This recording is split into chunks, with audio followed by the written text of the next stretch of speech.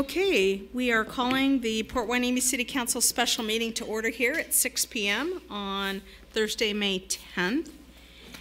Could we have the roll call, please? Councilmember Fig, Councilmember Hensley. Here. Councilmember Sharkey. Present. Mayor Pro Tem Berg. Here. Mayor Schnapp. Here. We have item number 2, which is the agenda before us. Is there a motion? Okay, a second? Second. All right. All those in favor? Aye. Aye. Opposed? None? All right, so agenda is approved. We move on to item number 3, open forum. We'll set aside 10 minutes here for public comments on matters not on the agenda tonight. And we do have a few people in the audience, but no one wishes to speak. Becky, you do not want to speak? Okay.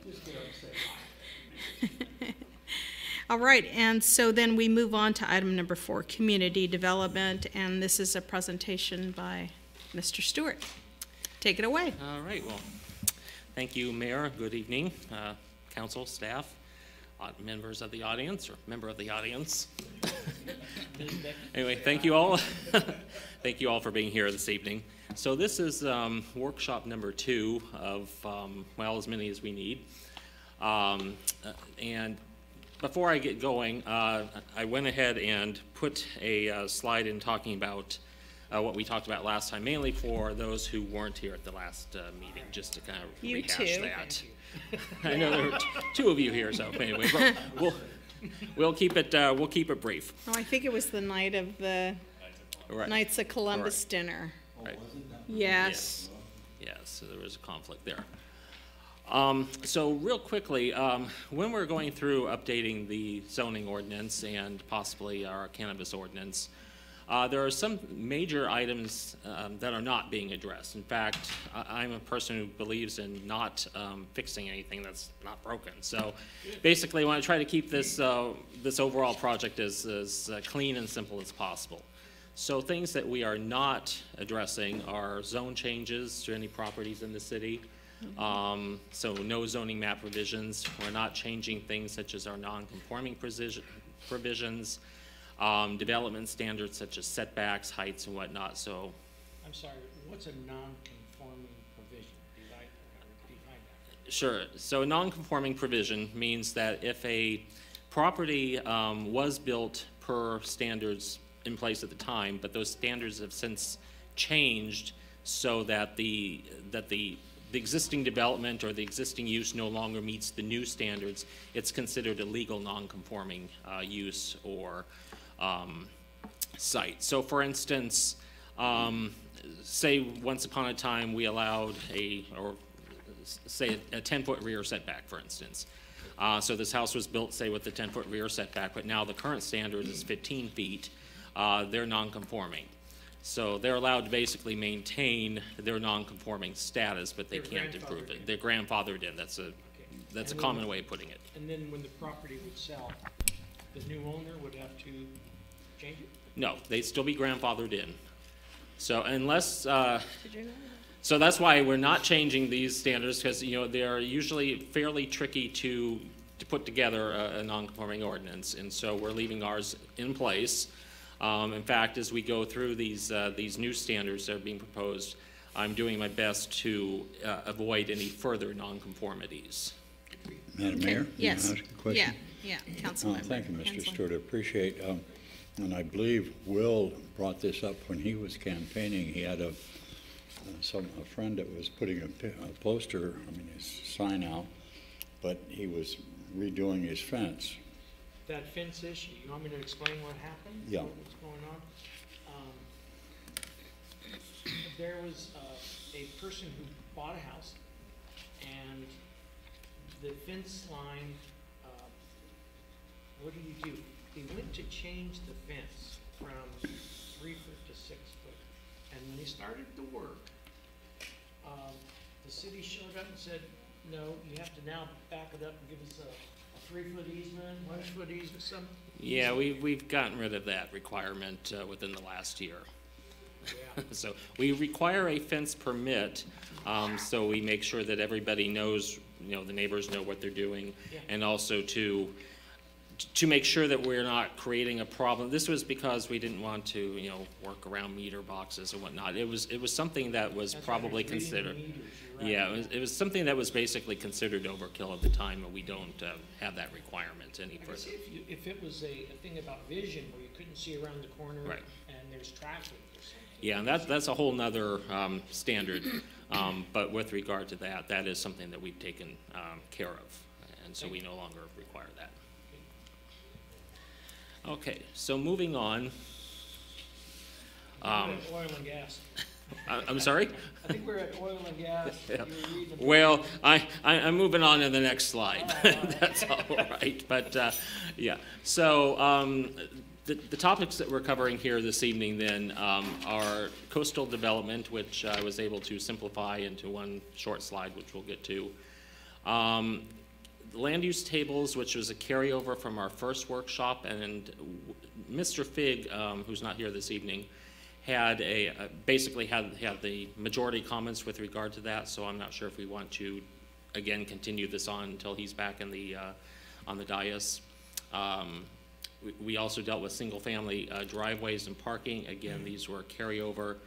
Mr. Fig, again, had some comments and some suggestions.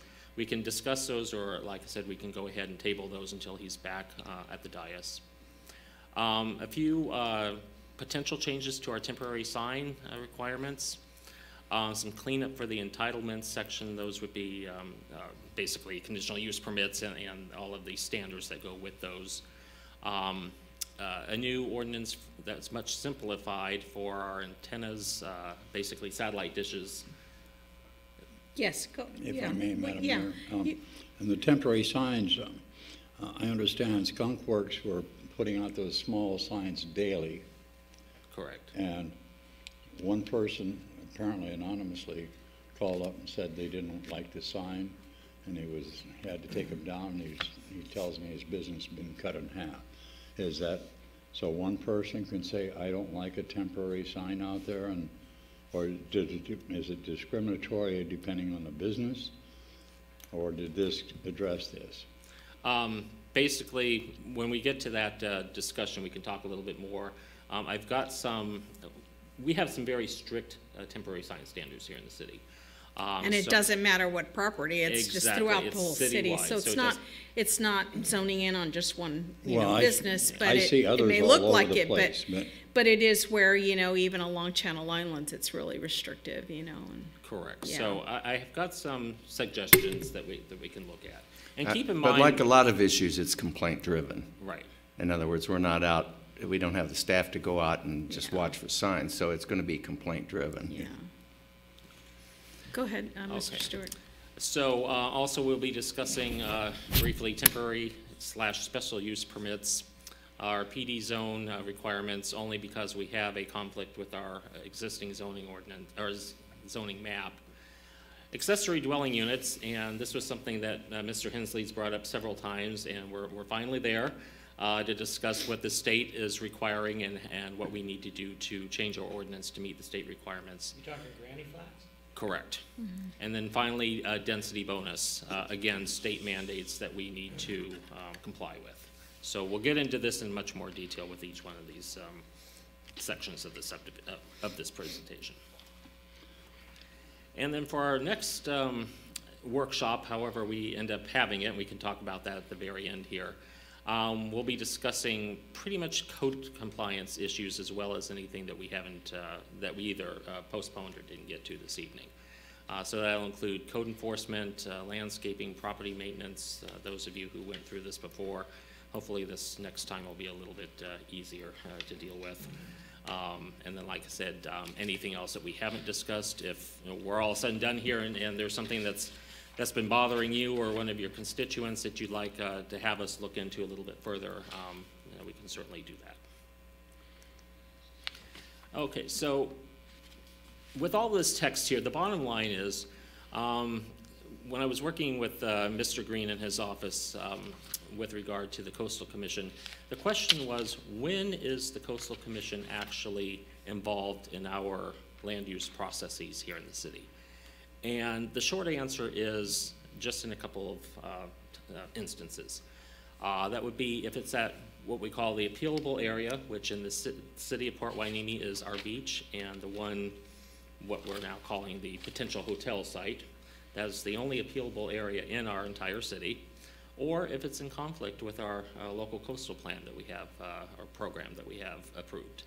So in the past, I know that we've had some projects up, say, in Mandalay Village, which is in the coastal zone, but it's not in the appealable area. So technically, the Coastal Commission, as long as all of those changes up to Mandalay Village are consistent with our program, the Coastal Commission doesn't really need to be involved.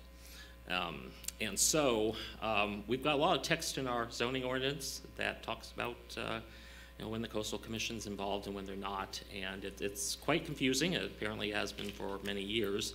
And so what I am suggesting we do is to go in and simplify what we call section 10356 to basically clear up exactly when the Coastal Commission's involved and when they're not. Yes, Councilmember Sharkey. Yeah, just off the top of my head without having the map in front of me, as I recall, the 1 mile area, or whatever is the distance from the coast, did get up to the west end of Channel Islands Boulevard. Correct. So the Ashgar property was in the appealable area, I believe, isn't it not? It's not in the appealable area, though. It's in the coastal area. Right. Coastal zone, but it's not appealable. Appealable is only basically this high tide line and a couple hundred feet beyond that. Right, okay. So that would basically be our beach. 300 feet, I think. Right, Yeah. basically to the other side of Surfside, and then our one triangular piece of property that we own. Okay, so because previously, I mean, there was some discussion, I mean, this is a long time ago, so, that the area of the Channel Islands Harbor marina area there, where where it's man-made Right. area, that counted as shoreline. Correct. Yeah, and that probably would make sense. But for instance, Ashgar is beyond that.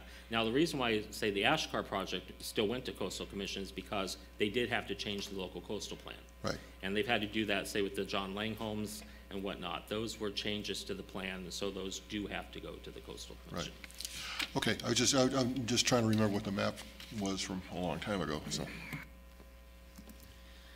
Okay. Right. So the next item here, again, was one that I'm suggesting maybe we want to carry over. This was a discussion that was pretty much put on hold because we weren't sure if the Coastal Commission was going to be involved in these changes or not. So we can certainly discuss them here, or like I said, we can wait until Mr. Fig is back with us. Go ahead and present them. Okay.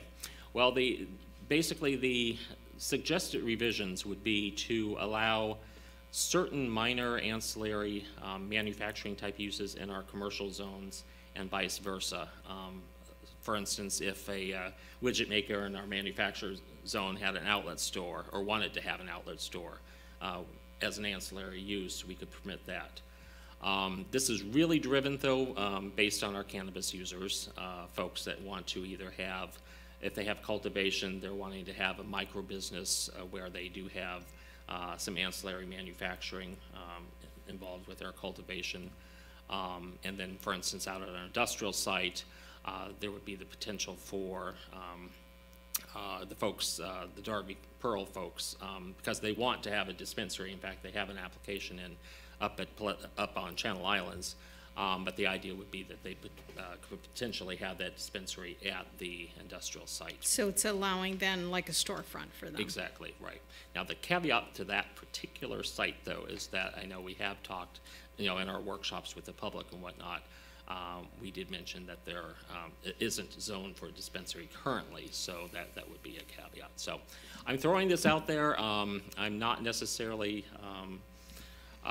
recommending one way or another. It's an idea out there. If it's something that you feel would be benefit our businesses, our business community overall, we could certainly consider changing the land use tables for these zones. So could we change them could we change this and say that if it doesn't affect a zoning change? Is that pretty much what you're saying here? Correct. So basically what we do is we would add to our land use matrix, allowing these as an ancillary use, basically. Now, also, one other thought is we could allow these with, say, a conditional use permit. All of our cannabis uses already require a conditional use permit. So you have the ability to look at these, on a case-by-case basis.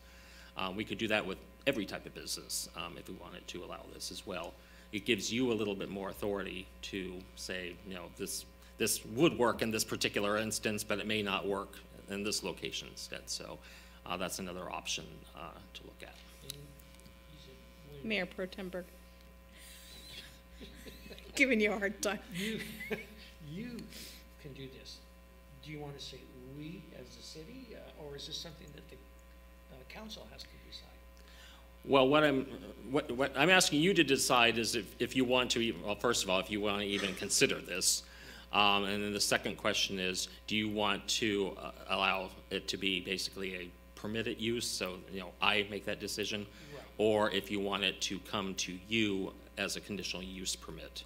All cannabis uses are going to have to come to you anyway. And do all CUPs have to come down? Yes, yes.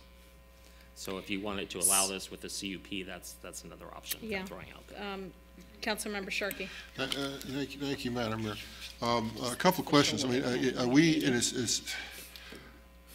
I'm looking for the shortest distance between 2 points here. What's the easiest thing to do? I mean, is this one of those situations where we have to affirmatively list activities that are permitted, or is it something that's permitted unless prohibited?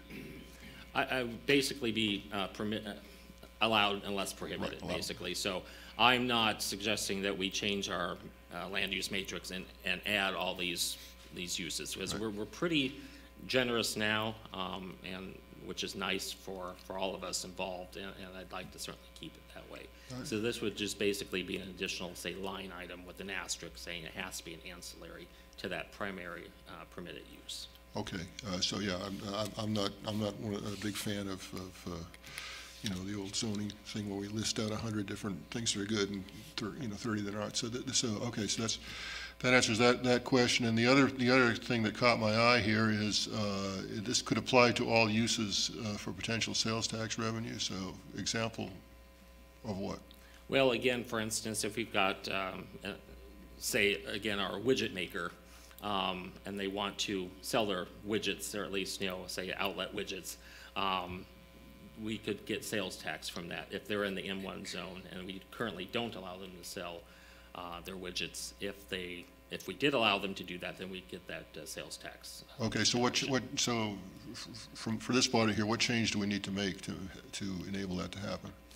Basically, again, allowing ancillary manufacturing in the commercial zone would be one, and then allowing ancillary retail sales of products in the manufacturing zone. So, well, do we have to take action? Do we have to pass a resolution or something? Or? Well, that will be part of what I'm asking for on all of this is just your direction. And what I will do is, when this is all said and done, I'll put together a comprehensive ordinance. And at that time, that's when you'll be actually taking the formal action. So I just want your direction. Okay, personally, I think you're going in the right direction here. So I believe so too. I believe that these ancillary services would be nice to have with some of the folks that already have businesses going on. Yes, Councilmember Hensley. Thank you, Madam Mayor. Mr. Stewart, one of the things that catches my eye here is the laboratory. They're not going to be selling. It's scientific research. We don't have a laboratory that's qualified. We had an applicant, I don't know whatever happened to him, a fellow by the name of Lang, I think, Patrick Lang. He's out running for Congress right now. No, that's Masterson. His well, partner. they were together, basically. Yeah. So they are. Anyway, I feel that the laboratory is critically important. It has far more range than just a laboratory to inspect the product. And I'm sure that we'll tax them in some form or another, will we not? If they are a cannabis laboratory, then yes, we would take them through the exact same process. Good. Okay. You need to hear from I don't need to hear from everybody unless there's somebody who's opposed to it. No, you're good with it, okay, all right, so move on. All right. Okay, so this was one again that we started the discussion on and then kind of stalled. Ironically, the city of Port Hueneme doesn't actually have any standards requiring single-family homes to have driveways. The only city I know of that I've ever worked for, at least, that didn't. Driveways are going to become important, though, when we get to our ADU, our accessory dwelling units, because of the new state-mandated parking requirements that we're going to be saddled with. So to ensure that we are protected as best as we can from those state standards, we should have a driveway requirement. And where we got hung up at our discussion at the last workshop was, what are those driveways to be paved with? I was suggesting something like concrete, and then we decided, well, the discussion came up, well, how about impervious surfaces and whatnot? So at this point, I took out the description and just said paved surface. I talked to Public Works with regard to their feelings about impervious surfaces. They are fine with them, but they would want to, normally if somebody wanted to put in a driveway, it should be just an over-the-counter stamp real quick by me. But if it's going to be an impervious surface, we would run that by Public Works as well, because they want to make sure that the connection of this impervious surface with the actual city driveway apron won't compromise the integrity of the apron itself. So, but it still sounds like they're on board with it. So at this point, whether it's an impervious surface or a pervious surface, either way, that would work. So I just am suggesting paved surface at this point, and it's up to the property owner as far as what they want to pave their driveway with. Yeah, Councilmember Sharkey. All right, going around in this circle again.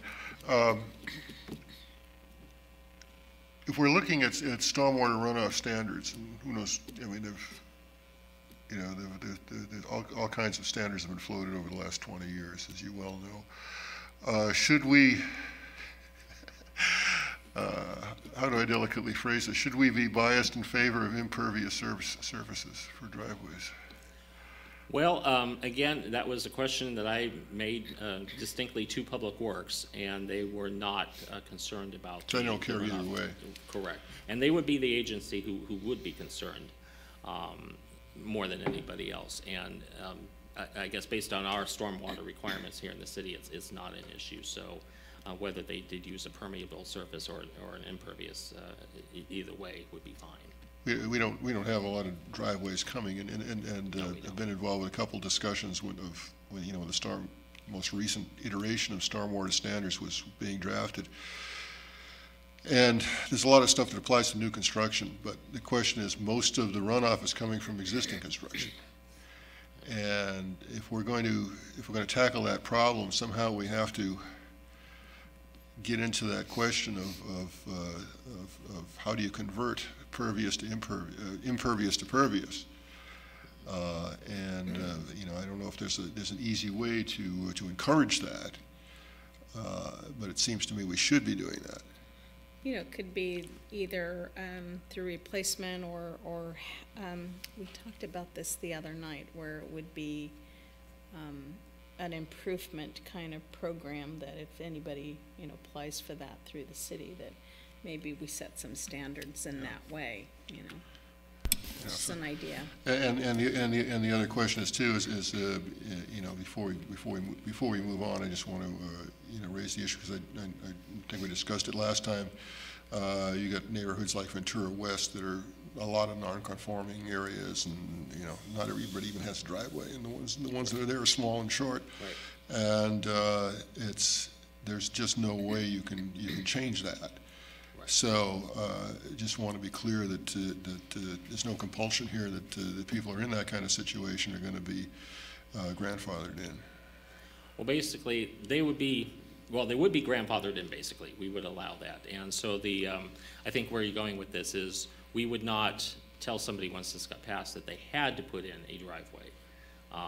But if they, for instance, I do have a co-compliance case right now where there was driveway once upon a time, and there is room for the driveway, but the driveway is no longer there, and so technically, there is no on-site parking.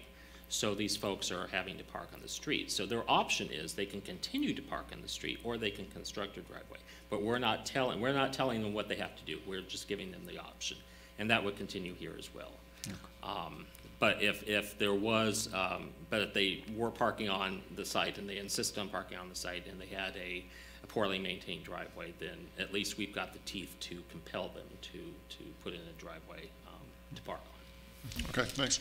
Councilmember Hensley. Thank you, Madam Mayor. Mr. Stewart, having spent 7 years in the asphalt concrete business, All American Asphalt, I'm thrilled personally to see the permeable asphalt coming out. But one thing that we might, knowing the asphalt business, there's probably a healthy increase for the permeable use, and I'm not sure what that amount is. We might do some research to see how much more it'd be costing the person. We could certainly do that. Like I said, I'm not recommending a particular. It's a good idea. Yeah.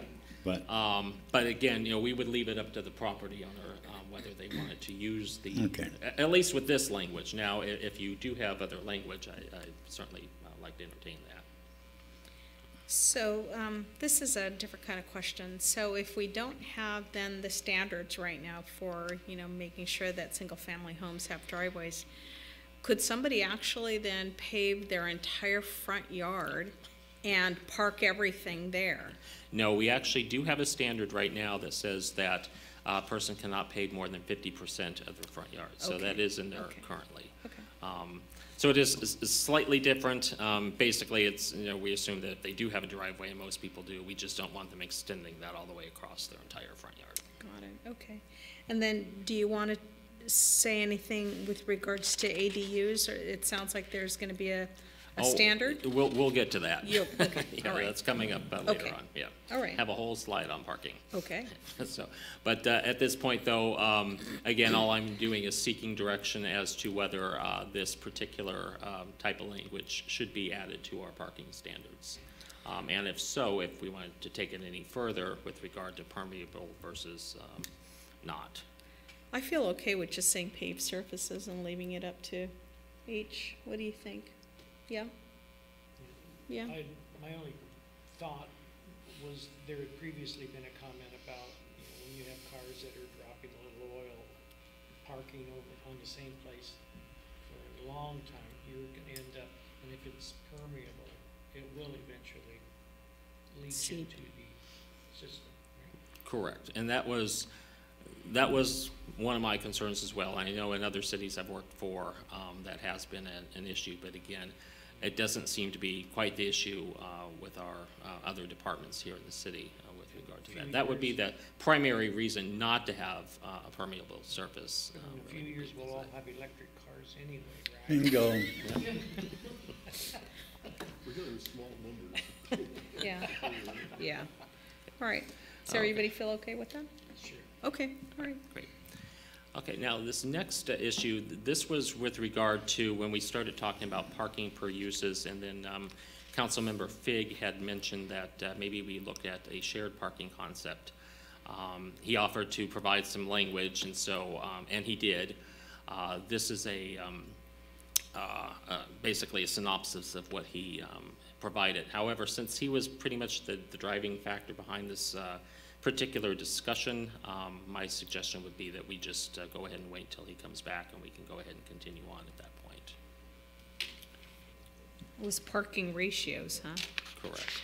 Okay, Councilmember Sharkey. Well, Madam Mayor, just as I look at this language here, I mean, I have no problems with it. I think, as we discussed last time, I mean, we've got, more parking spaces than people, and certainly statewide.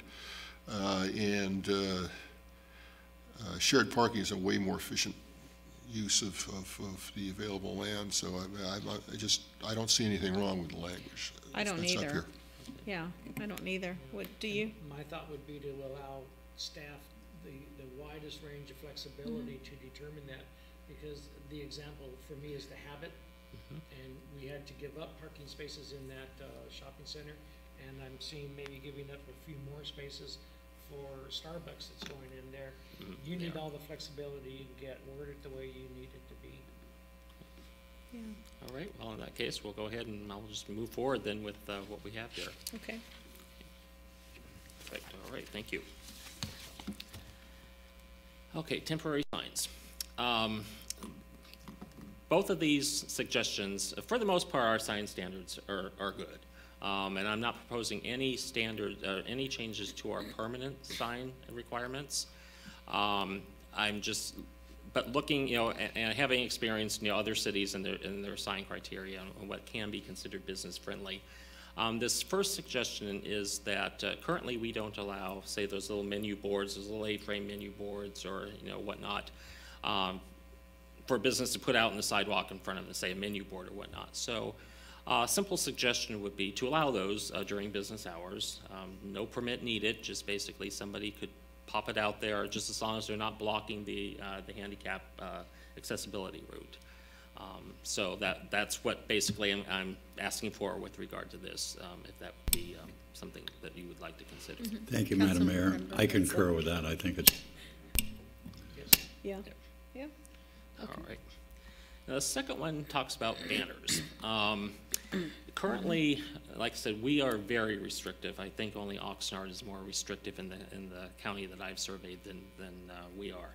We technically only allow a banner for 21 days per year, and that's it. You can get one if you go through the whole special use permit process for up to 6 months, which is actually a little bit confusing the way it's written in the code. When I worked for Simi Valley for 14 years, and they're pretty tough with regard to their design standards and whatnot, but even they had a lot more flexibility with regard to banners. And this is similar also in Thousand Oaks and Ventura, where Simi Valley, for instance, allows banners up to 120 days per year. And you basically, the business can come in and get a temporary sign permit. That way we can track them. And the sign permit's good for 30 days at a time, and you can either have, say, three or four events per year, or, for instance, the Habit, who had their banner up there forever, could come in at least and get all 4 permits at once and have, the banner up for 120 days straight.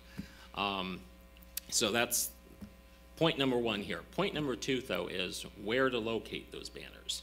And the reason why I bring that up is, for instance, say Mandalay Village, where you've got, or Oliver Plaza, where you've got businesses that don't have any street frontage. A banner works real well if you're in the parking lot looking at the business, but if you're out along Channel Islands Boulevard, it's not going to be very helpful.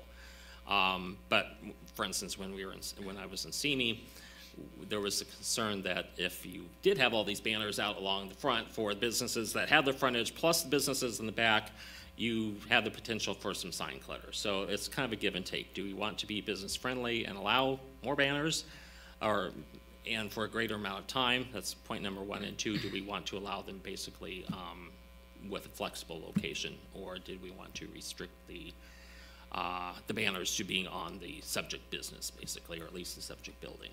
So two points there to consider here.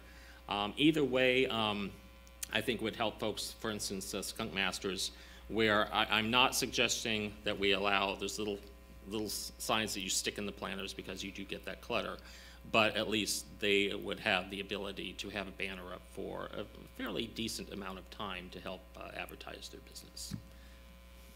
And the banner you're saying would be either on the building or by the business? Correct. Versus like out on the street. Exactly. So there two points there. I'm not advocating. What I am hopefully advocating is at least allowing additional time that folks can have a banner up. But what I'm not necessarily advocating, I'd really like to hear from you, is do we want to allow the potential for sign clutter, but at least be more business friendly for those folks that don't have street frontage? So let's tackle one at a time. So how about the more time? So moving on from, just 21 days to then a longer period. 120 Yeah. days. Yeah, I think that's okay, What yeah. happens after the 120th day? Does he have to wait 30 days, and can he do it again? Well, he actually has to wait till the next year, so He basically. has to wait a year. Well, he has to wait till the end of that year, so it would probably be a calendar year. And I recall that folks usually did come in, especially if they wanted to, they had set events every year. They just Yeah. came in I'm good towards the with that. first of the year. Yeah. So, I'm good with that. That sounds, yeah, that Yeah. sounds pretty reasonable. Okay, so that's number one, and then number two is, whether or not you want to have the banners, basically any place within the shopping center, so to speak, or if you would prefer to have Along them. Channel Islands Boulevard, where you can see It- them all. I don't think so. yeah, yes, Councilmember Here's Sherrill. a question. I mean, there's banners that you hang on the building, and it's hard to handle. Then there's the flag things that you stick in the ground. Right, right. And we have, the previous section dealt with temporary signs, which had to be up only during business hours. Right. And, I mean, I've got no problem with the Channel Islands Boulevard's a commercial street regardless, and same thing for Ventura Road, I guess. On those locations, I don't have a problem with having signs on the street, but, maybe we can, those are not, maybe we can require that some of those be taken in, when the business isn't open. So, they're only there during business hours. Okay. You know, I I'm don't know if thinking, that's, I don't know yeah. if that's workable. I mean, it seems like it would be. We could certainly codify it, and hopefully have folks that obeyed that, as opposed to having code enforcement. And then, I mean, and then that sort of raises the question too, you got any number of businesses in there, and is there a total number we can allow at any one time? I would recommend, Exactly. well, what I'm recommending here is that First right come, now first be served. one per business, whether it be horizontal or the vertical flag that you're talking about. So instead of, I hate to throw them under the bus, but T-Mobile, for instance, is one that's notorious. H&R Block during tax time too, where they just line the street. So if we, right, and that too. Now, those I'm not even addressing here. That can be part of a temporary use permit. We'll get to that discussion here shortly. Yeah, some of those even do like the smaller campaign signs that you just stake down, but they're like all the way down the street. Yeah, campaign signs are another animal. No, but I have altogether. seen like H&R Block take Yeah. that kind of Yeah. series and do Right. that. Yeah, and so this would give us teeth to basically prevent that from happening. Okay, and Councilmember Hensley, you have Thank you, Madam Mayor. Just out of curiosity, when I'm up in Seattle, it's very competitive for the cannabis businesses. And like you see these tax guys and the flip boards or come here, they're all over the place. Every block they have a guy flipping the signs and dancing. Does this address that? I don't think that's very appropriate. Well, it doesn't address it, because I'm thinking that these are more, again, signs that would be either stuck in the ground or on the building as opposed to handheld. Right now, our code is silent on basically mobile signs, so to speak. And one way you can look at it is if it's silent, it's not allowed. Okay. But if that's something that you think that we should also address in this code section, this would be an appropriate place to do so. Okay, thank you. So, yeah, Councilmember Sherrill. Madam Mayor, I think as far as someone being on the sidewalk with some kind of a sign, I think we're getting into Mr. Green's territory. There's probably a lot of case law on people have a right to be on the sidewalk, they have a right to carry signs, and it's really hard unless they're just blocking traffic in some ways. I think you're getting into some pretty tricky territory if you try to regulate that. And there again, I mean, it's not like we're overwhelmed with people on every corner either. So Correct. Right now, we are not. So, yeah. Right it's now. not been it has not been an issue. And, doesn't mean that we can't come back and readdress this later if it does become an issue as well. So,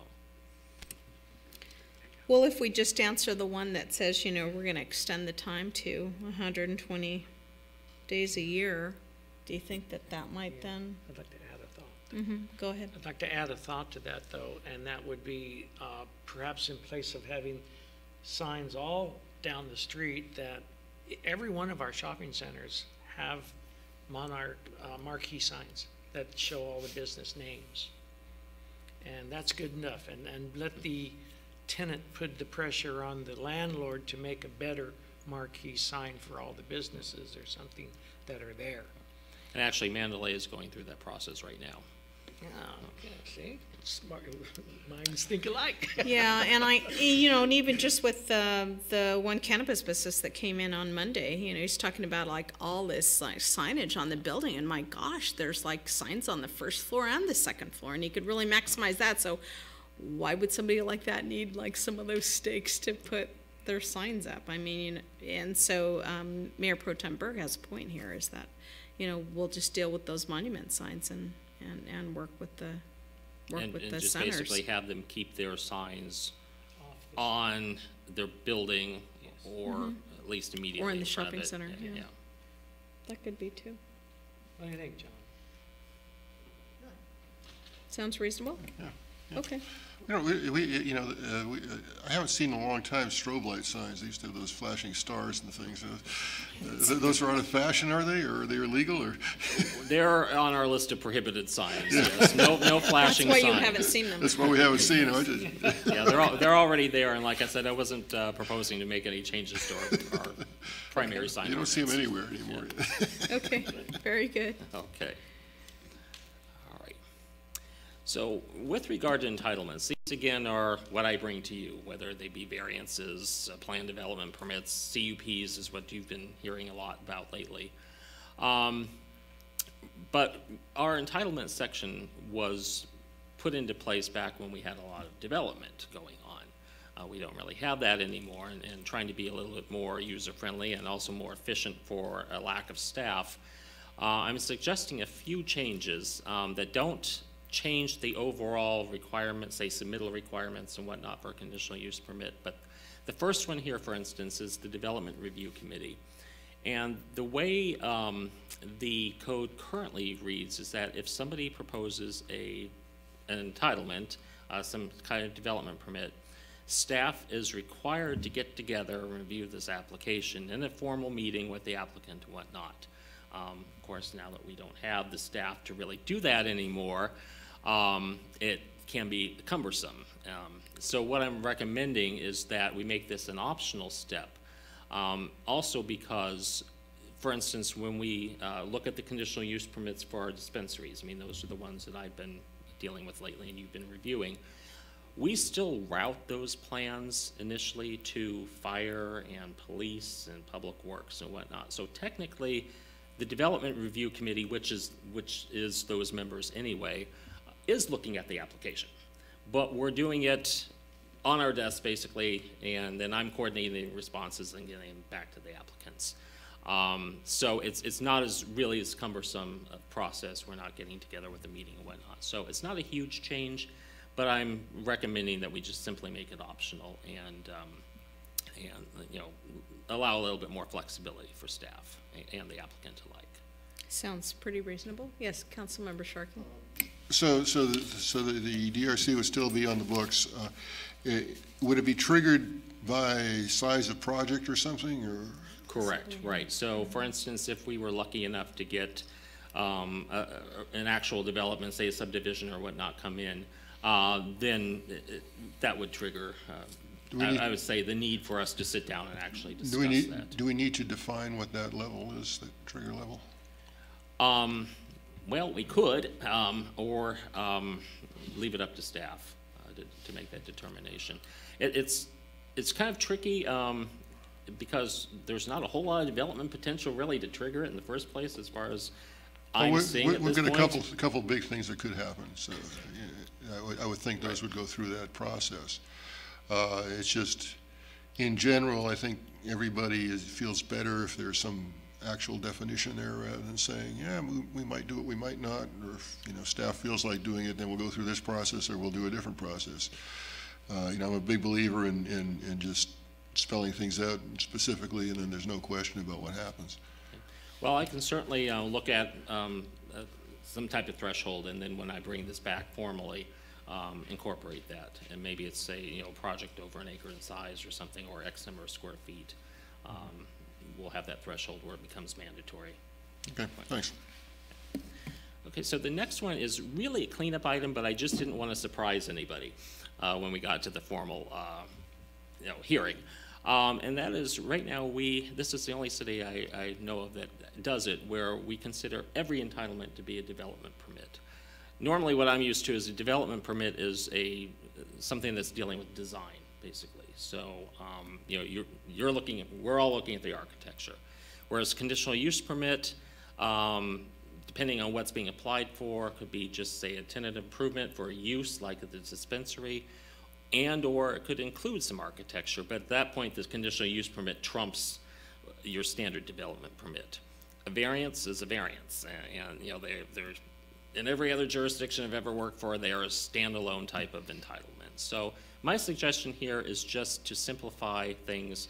For instance, if you're looking at our documents that are coming through right now, the resolution says development permit dash conditional use permit, blah, blah, blah, for our dispensaries, where really it just needs to say conditional use permit. So I'm recommending just a cleanup where we have a development permit, we have a conditional use permit, we have a variance. There's separate, but none of the actual requirements for processing those entitlements would be changed. This is simply basically taking the term development permit out from in front of each one of these entitlements. Name change only. Yeah. Except for the one thing, what tense did you use the word Trump in? Oh. I'm not going there. I'm sorry. And I'm surprised Charlie hasn't been my head off at this point. Yes. Anyway, all right. Then a couple of other quick cleanup items here. We currently have all of our submittal requirements codified. And from a professional point of view, that's tough to work with. For instance, if you look at our code requirements, we still require an applicant to submit Mylars of all of the plans. We have nothing to show Mylars on in this room any longer. Okay. So my suggestion would be that we simply require in our code that the applicant has to pay all fees and meet all of the submittal requirements on file in the Community Development Department. Then those submittal requirements, which we do have, we can change as necessary, as technology evolves. Or for instance, we still require full-size plans, but at this point, you get everything electronically. Mm-hmm. So it's kind of a waste to require an applicant to kill a bunch of trees and have a lot of cost in these reproduction costs. So it's simply a cleanup to take the submittal requirements, the whole list of submittal requirements out of the code, and just, again, require an applicant to comply with the submittal requirements on file and staff. Yeah, sounds pretty fair. I think that's a good idea. Simplify things. Kiss it. Keep it smart and simple. Right. You all think so? Yep. Okay.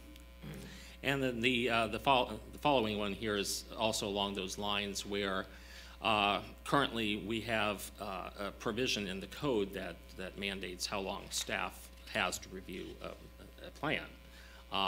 However, the state law supersedes this. I'm going to use that word instead this time, where the Permit Streamlining Act requires that staff has to respond to an applicant within 30 days of an initial or resubmittal. So that's already state law, and there's really no reason to have this particular provision in our code. So my suggestion was to basically take it out. We also have a provision that requires an automatic continuance when processing an application, which again doesn't provide staff the flexibility or the applicant the flexibility really to work with each other. Normally, if we need a little bit more time or the applicant needs more time, it's something that we can work out internally, and again, it provides a lot more flexibility during that processing. So my suggestion is, again, just to take this entire section out of the code and just rely on state and provide staff the flexibility to work with them. I concur on Councilmember this. Hensley, yeah. The rest of the team here? Yep, okay. Okay. Cleanups, these are cleanups. Sounds like he's getting more time than 30 days. No, state mandates that anyway. We can ask for more time. No, don't do that. It's up to, well, we'd have to ask the applicant, and they'd have to grant it. Yeah, it's up to the applicant. So this is something that's come up, in fact, I have a pending request now where even my fairly short time here, I've had several requests for restaurants wanting to serve beer and wine with meal. Currently, our code requires that they go through the administrative process to do that, which is, it's staff level, but it's still a formal process. My recommendation is that because it would be ancillary to somebody buying a meal, that we allow this as a basically permitted use. They still have to get their ABC Type 41 license, and if the restaurant has a full bar, I'm not recommending that we change our requirement, which is for a conditional use permit. Yeah, Councilmember Hensley. Thank you, ma'am. As I understand it, the state is, to get the wine and beer license, they have to qualify with the state and the county. And for us to have that third element in there, I don't think is really necessary. I'm thinking of the Carnitas brothers. They took them almost 6-8 months to get their wine and beer license. It was a real battle because somebody wasn't doing something here. And right, and those licenses still do come through us internally. I get a copy of them, and the police department gets a copy of them anyway. So I'm suggesting, again, this to be a little bit more business friendly and potentially see a little bit of additional revenue, that we eliminate the administrative permit for beer and wine only. great, I concur with that. Anything to be more business friendly. Is that fine with everyone? Yep, okay. All right. So this next one I'm going to move through pretty quickly. I actually put an entire ordinance here, so if you read all this, this would actually be the language that I'm proposing eventually get to you in the ordinance. But currently, we have our satellite antennas and wireless telecommunications ordinance combined, which most cities do, and our actual satellite dish requirements, and these are for large ones, not the little guys, which the FCC regulates, and we have to be hands off, but larger ones that some businesses still want to have around. But where we have some issues I've noticed in trying to communicate to our wireless providers are our wireless standards. When I worked in Simi Valley, actually, we took the whole different approach where we had a very convoluted wireless telecommunications ordinance. No offense, Charlie, but it was written by a couple of attorneys. But when I was up north, I did a comprehensive code update, and the city I worked in was similar in size to this one, out in the middle of the valley, basically, so it's flat, and so there wasn't a real need to have a lot of antenna structures all over, just a few larger ones, kind of like we have here, where they're up on Mar Vista, they're up on the Hardy Mall building. So my suggestion here is to help staff and help the wireless providers by having some clearer language. Like I said, for the satellites, it's basically just make sure that they're basically screened and not visible. So that's what these first couple of slides here talk about. But then when we get into the wireless, if I can get this thing moving forward. Let's see. So with regard to wireless, then, we still want to keep them as camouflaged as possible. And we would want to make sure that the equipment was screened, as we currently do. And then we talk a little bit about, though, the preference of location for new, say somebody wanted to come in and just put up a new facility. So the preference would be that they hopefully will locate on an existing utility pole, or if there's a co-location situation, say on an existing building such as Mar Vista, those are preferred. But if they needed to have, for some reason, a brand new tower somewhere, that tower be located either in our industrial area or possibly even in the parks. We did have, we've had several requests to try to put an antenna up in the Bubbling Springs Park. It could be, because we own it, a source of revenue for us if we wanted to allow that. The FCC regulates the radioactive waves and whatnot. However, we would still have the opportunity to regulate the design of this structure. So that's the gist of all of this, is this particular slide here, where if this looks good to you, this would be something that I would move forward with in the actual text of the ordinance. Yeah, I come from the wireless industry, and co-location was the deal. That's the deal of the year and the century. You have to do that first, look first, and then if not, then there's some other places Right. possibly, but Yeah. you don't make many exceptions. Correct, and we would still require, why you don't see one in Bubbling Springs Park right now is because they were asking for something that was about 160 feet tall. And our current code, and this would continue to be a requirement, is that they meet the height limits that all structures have to meet in that zone. So now, Which is how high? I think it's like 25 or 35 feet. It's not super high. It's weird. Yeah, but that's why you don't see it there. We basically killed that one. Well, yeah, and you know why they probably wanted something like that is it then allows them not to build these other sites. That's like the master one. Plus, And they so- are also serving Oxnard at that point and whatnot. And so we're basically dealing with this antenna that tall to Yeah. serve. It's line of sight, I believe, right? Correct, yes. Yeah, wireless is a pure line of sight. Yeah. Yes. And Yes. Who? Yeah. Go ahead. Councilmember Sharkey. Yeah, how many large satellite dishes do we have?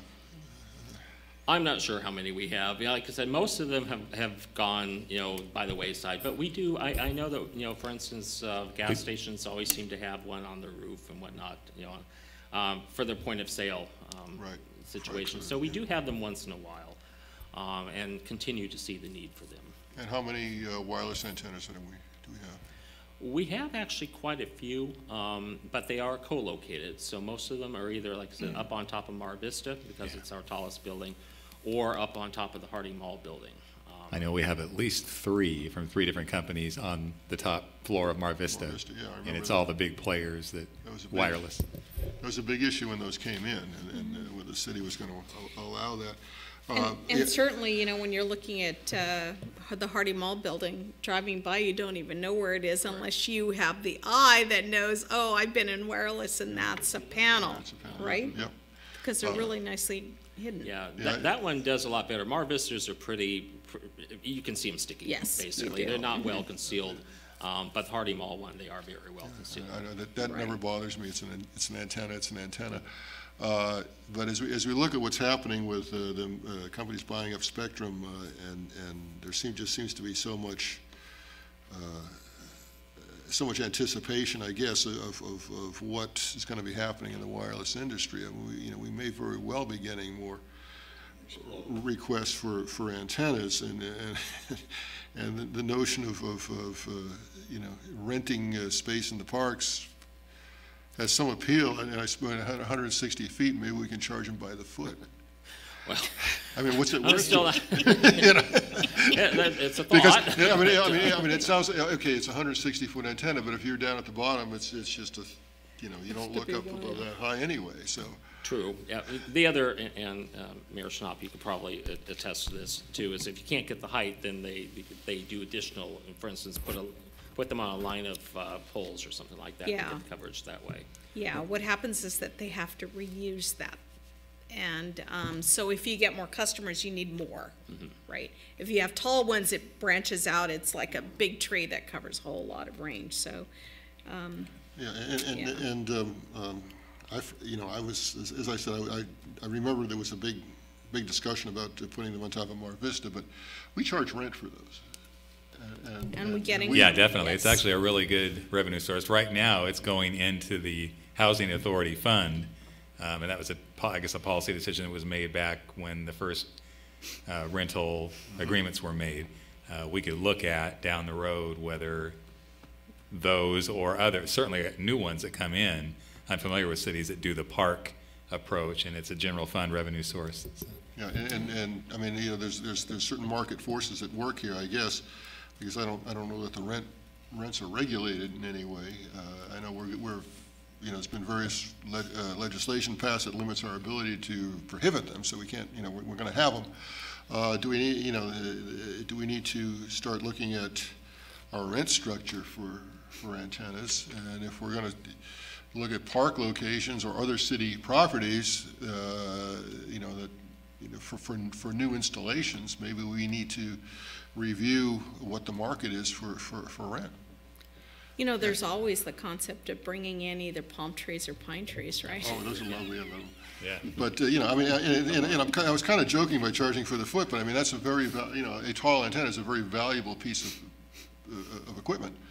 And if we're renting space for something like that, I mean, it seems to me they should be paying proportionally more than they would for a smaller antenna. Madam Mayor, Yes. well, as Councilmember Sharkey commented, there's already regulations and legislation at the federal level which is somewhat limiting our ability to decide what and where and all that kind of thing, and it's particularly true of cell towers, and the communications industry has a very strong lobby in Washington, D.C., and so I think that you will probably see growth in that area in terms of the federal government's intrusion into local management of this issue. So I wouldn't be surprised if anything that we're planning today may be removed in a few years, but I especially think that if there's an opportunity to maximize income now on it, then we should probably be looking at that, because who knows what they'll do in the future. Mm-hmm. Yeah. Councilmember Hensley, did you have any comments? I'm just saying the height thing is kind of, it's a line of sight, so it reduces the amount of the need to put more antennas. So I wouldn't suggest, in all due deference, I wouldn't suggest charging more for a 100-foot tower than a 200-foot tower. That's just my opinion. But I built towers over the last. The thing is, it's holding up and building. Yeah, and maintaining it. Yeah, yeah. Yeah, and again, up north where, you know, Central Valley was all flat, basically, yeah, they put up a, you know, 200-foot tall monopole out in the middle of the. Sacramento would have a 3,000-foot area. Mhm, yeah. And this was up in that area, so yeah, those larger towers for sure. Yeah. Just us being a little bit more urbanized, that's why I raised the issue here. Though. Yeah. Councilmember Sharkey. Yeah, well, yes, so Madam Mayor, I would be interested to know where we stand as far as market rates on these kind of rentals, and what, you know, Mr. Green's point's well taken. I think we ought to be maximizing our revenue now while we can. And we haven't looked at those rates in many, many years. So if council doesn't mind, you know, so it would probably be a good thing for staff to do that. Yeah. Okay. Might get rid of some of the extra old, out-of-date stuff too. Okay, so what it sounds like I'll do is that I'll keep pretty much this language intact, but we'll look at the height at least a little bit more based on the rate structure, the rental rate structures. One question is, would we like to consider allowing these in parks at this point? Would we are you amenable to allowing wireless facilities in parks? Of course. In parks? I think for me, it all depends on the revenue. We don't have parks on my side. Yeah. All right, so I'll leave it as a question for now, and then we'll look and see what the revenue generation potential is. Mm-hmm. We may also want to, I'm just going to throw out, because it's a park, the beach, whether or not we want to see those there, or if we want to just keep them at, you know, the other city parks, so to speak. Mm-hmm. So, but okay, so I'll go ahead and we'll do a little bit more research and bring that all back later. Okay. Okay. Okay, special use permits. Currently, we consider, well, it's kind of funny, first of all, I'm used to a special use permit being basically another word for a conditional use permit. In fact, when I started in CME, basically all of the, or most of the cities in Ventura County called conditional use permits special use permits, and they finally changed it, and we also have our conditional use permits. So I'm sometimes a little bit not confused, but perplexed when I see this. But anyway, special use permits currently are required for folks that want to have any type of temporary event. So whether it be a sidewalk sale, a event out at the beach, when we had development model home complexes, and also campaign and civic signs, plus emergency uses. So those all require special use permits. Some can be handled, in fact, most can be handled through an entitlement process by myself. However, anything out at the beach per our local coastal plan has to come to you. In fact, you'll be getting another one shortly, but that's why you see them, is because our coastal plan requires it. The thing is, though, like I said, the process can be a little bit cumbersome for events and such as sidewalk sales, for instance, where we might want to encourage that because, you know, again, it helps businesses, you know, bring in additional customers and whatnot, but it's kind of cumbersome if they have to go through this whole process. Most cities I've ever worked for, they have what they call a temporary use permit for these smaller events that are basically handled by the planning department. And then larger events such as where there's going to be, you know, say the need for an encroachment permit, or if the fire department needs to get involved and whatnot, those are considered special use permits because those, or special event permits because they require a little bit more processing time. But a temporary use permit can basically be done at the counter or within just a couple days at a much more reduced cost. And again, what it does is encourages folks to legally have sidewalk sales as opposed to an illegal one on the weekend. And it also encourages or provides us a little bit more flexibility with certain things such as campaign signs or you know, construction trailers. For instance, when Mr. Ashkar gets moving on his project, we anticipate that there will be need for a construction trailer. So that's something that basically Public Works and I can, you know, look at and stamp off real quickly as opposed to sending through this whole large process. So my suggestion. Yeah, Mayor Pro Tem Berg had a Yes. question. Question, please. Where would the Banana Festival fit in on this? I would consider that to be a special use permit still. Special use? Yeah. And when we have our beach festivals going again, what's that? Well, those still have to be special use permits because, again, our local coastal plan requires that. Okay, special use. Correct, yeah. Or special event, whatever we want to call them. All But we can keep a special use permit. That's why it's up there. Basically, my suggestion here is that the majority of them, such as these short-term sales, you know, sidewalk sales, if we ever have the need for a model home complex again, construction trailers, campaign signs, and emergency uses that we need a quick stamp on, that they all fall within a temporary use permit. And then the larger events, again, the Banana Festival, anything down at the beach, any of these larger events that, you know, for instance, you know, we had the Bark Day, I can't remember what they call it right now, but up at Bubbling Springs Park, where it's a fairly significant event, that we still just consider those under our current special use permit requirements. But most of those, like I said, we take out of the list of special use permits and just have them under the purview of this simpler temporary use permit. Oh, yes, Councilmember Hensley. Thank you, Madam Mayor. Just to kind of clarify in my mind for the special use permit, say like Will Berg's Harbor Lights or something, what's your HOA? They have a yard sale about every 3 months there. Last weekend we had a crazy. Yeah, I saw the sign. Yeah. Did you get a permit for that? Did they get a permit? Are they required for a special use permit to say, because they put a sign out there saying HOA say, or I mean, garage sales? We actually have an exemption for garage sales now, and I would consider that to be exempt from any of this requirement. Good. They have to come in and get a quick over-the-counter permit and pay a small fee for it's a garage sale permit basically, and so because it's all combined, it's within your HOA. It's you know it's not affecting anybody outside the HOA, and so it's something that we. And I think it's kind of a good idea to be a little bit liberal towards the garage sales because that brings in people from all over.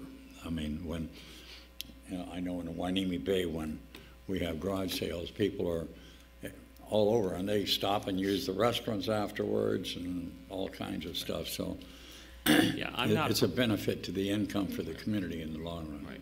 So like I said, we do have provisions now. They seem to be working well, and so I'm not suggesting any changes to our garage sale provisions. and this would not affect those. Any other questions? Okay.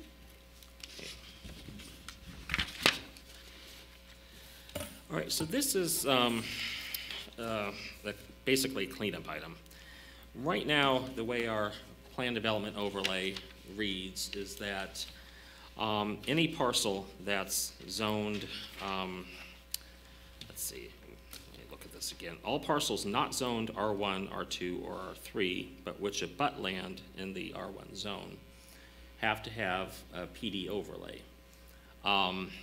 And what the PD overlay does is actually provide some additional flexibility, so it's not a bad thing to have. And I'm not sure exactly, though, at that point, why the language was put in the way it did, but over here, just up the street here where Port City Plaza is, basically at Ventura and Pleasant Valley, a lot of those parcels actually do abut, they're C1 zone, but they abut R1 zone property.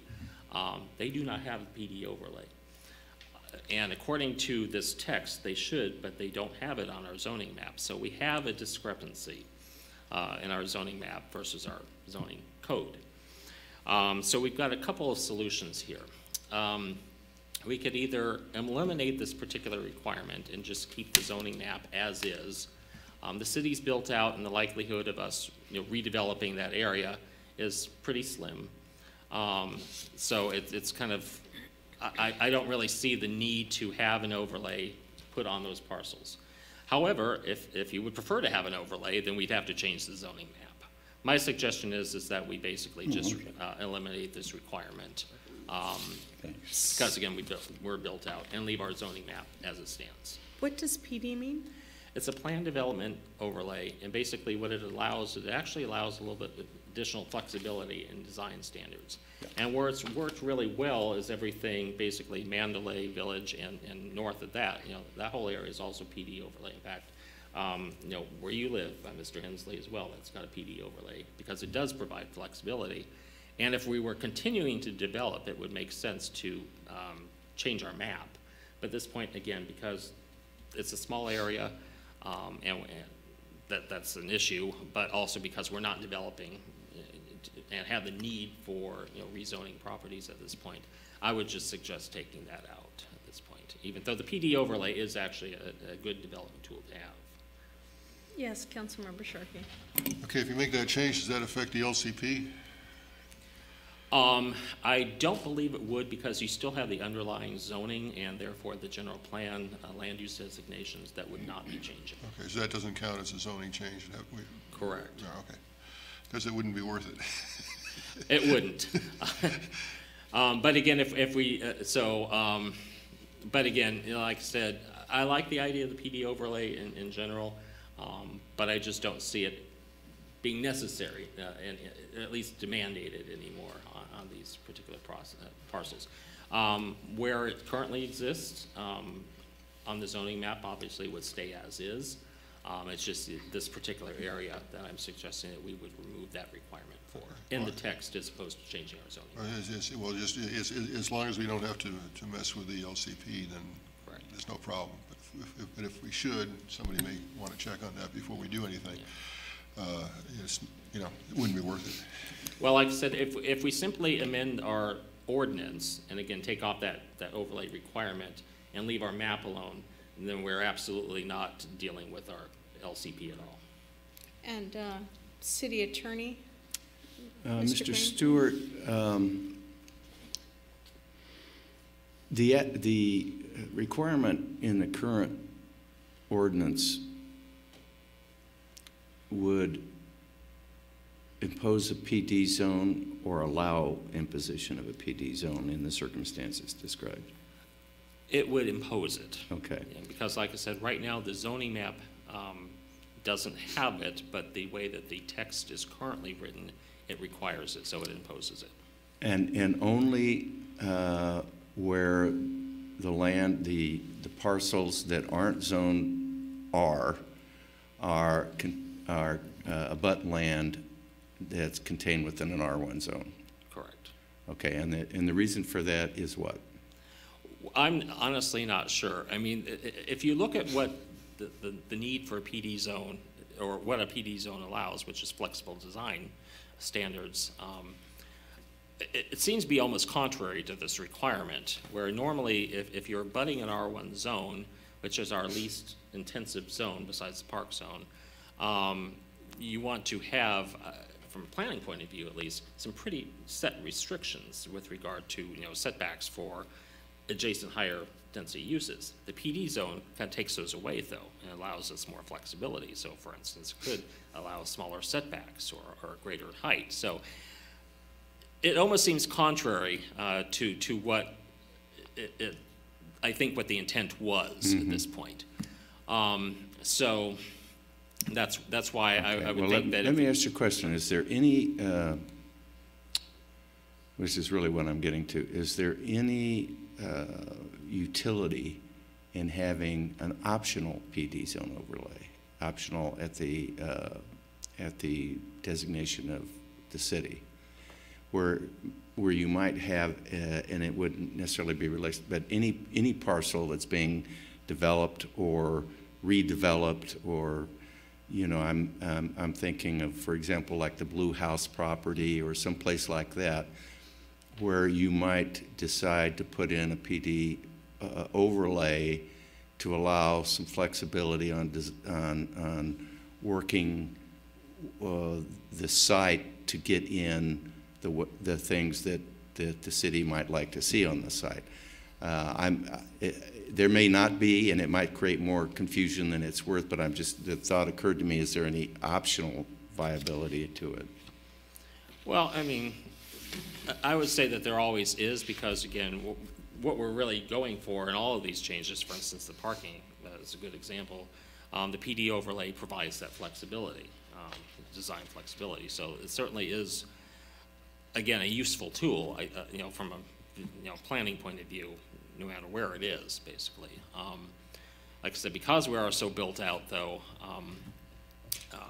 I'm not sure if it's as important a tool as it used to be, but never say never, basically. Well, the thought occurs to me that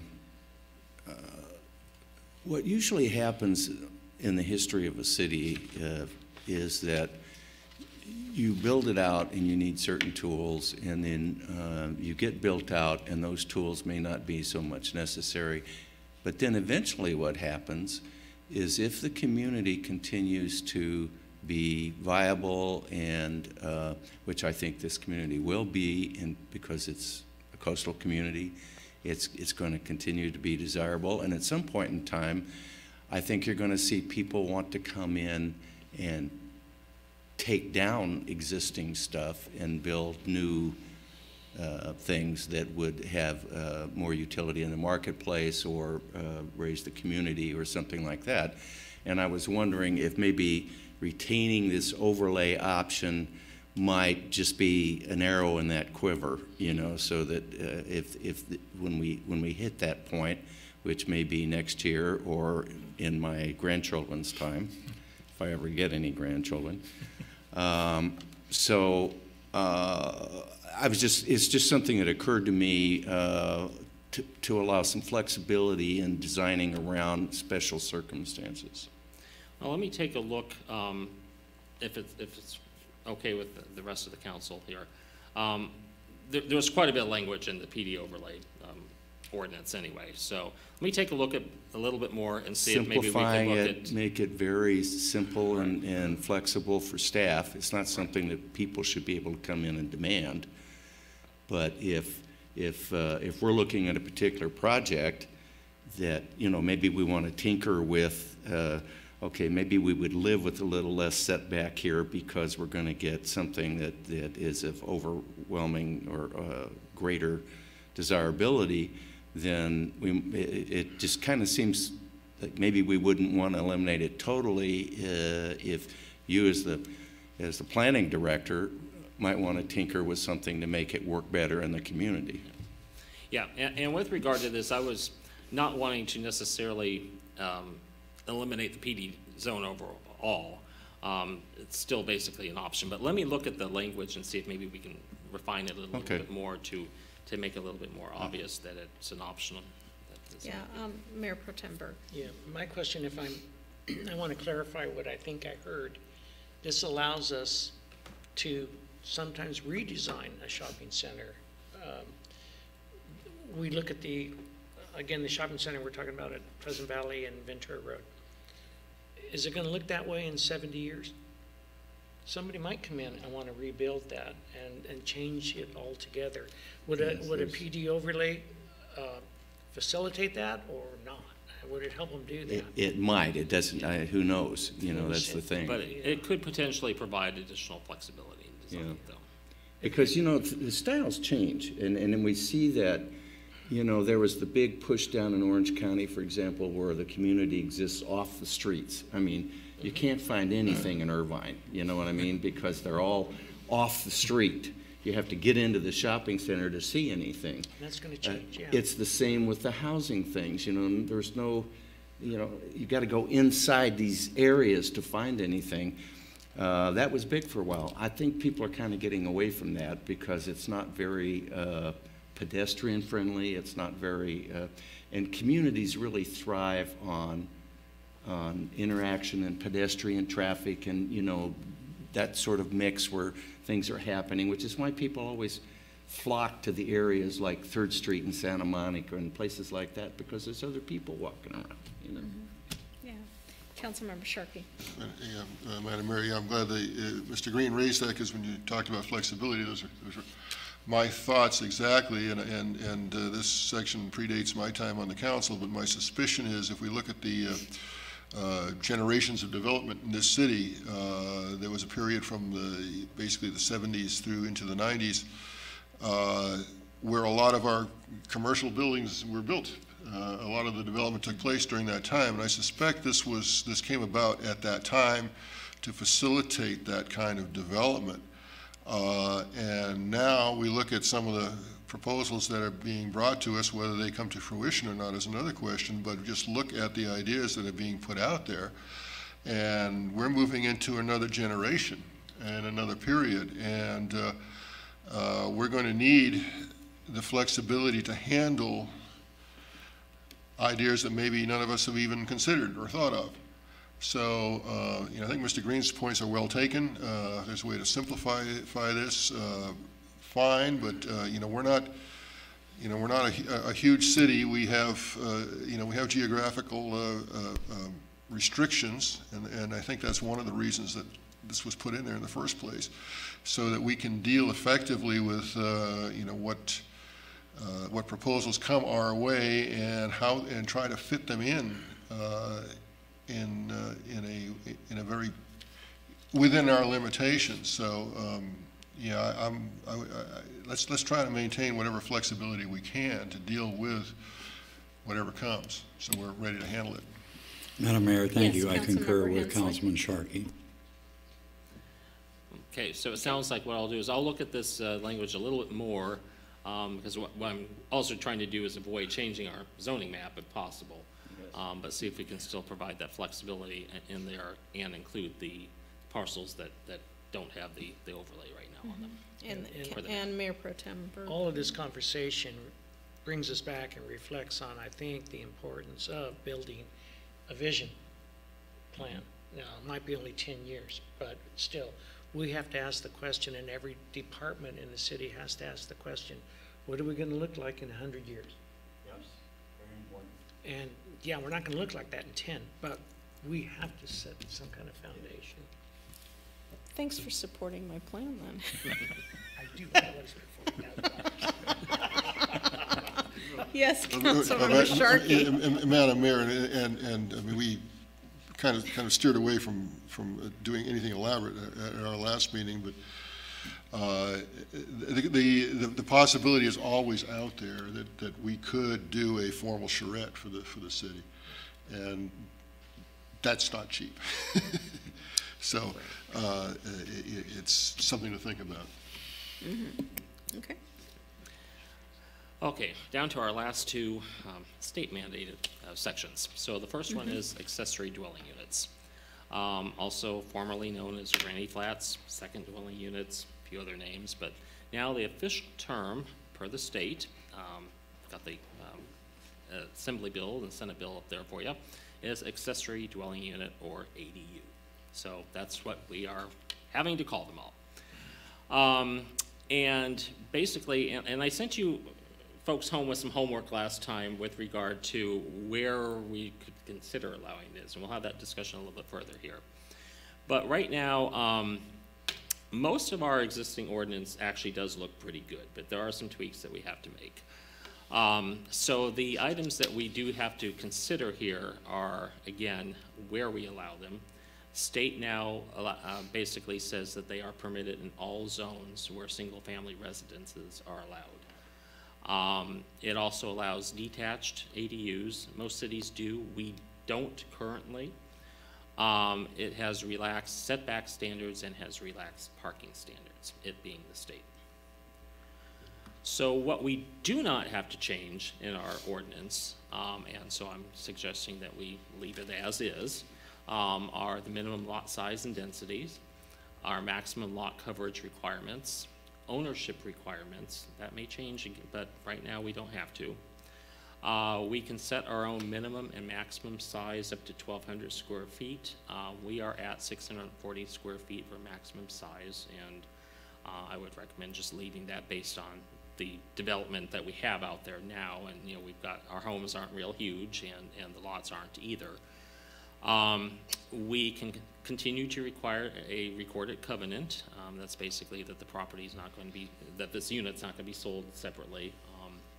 Also, we can add to that covenant, though, that the good thing about ADUs is that they do count towards our RHNA requirements. Right now, we only have 2, but if we end up needing to have additional with the next cycle, this is a good way to potentially meet that. So that's possibly why some of these cities are running to the table and creating this, because it helps them get to those numbers, right? It does, yeah. Those cities with those giant RHNA numbers. Yeah. Yeah, yes. Yeah, okay. We still only have to allow 1 per lot, as opposed to, say, somebody putting 2 or 3 on. And then we don't have to allow if the existing use or the lot is non-conforming. So for instance, in our R1 zone, the minimum lot size is 6,000 square feet. So if somebody has, say, a 4,500 square foot lot, they would not qualify to have an ADU on it. And we do not have to allow them to put one on it, at least now. We'll see what happens next year, because I'm sure there's going to be another batch of regulations coming our way. Keep in mind that most of these, along with density bonus, really are for cities such as San Francisco and whatnot. Unfortunately, the state has designed this as a one-size-fits-all, so we're doing the best we can, basically, with regard to them. So I am recommending that all of these standards that we currently have in place stay in place as is, and that we don't change those. Seems fairly reasonable. What do you think? Yes, Councilman. Are you saying that we don't allow the granny flats? We do allow them, but right now, and I'll get to where we are, where we do allow them, but right now we only allow them as attached to the primary residence, and we have some parking standards that have to be met. Okay. The state has basically taken those requirements away from us.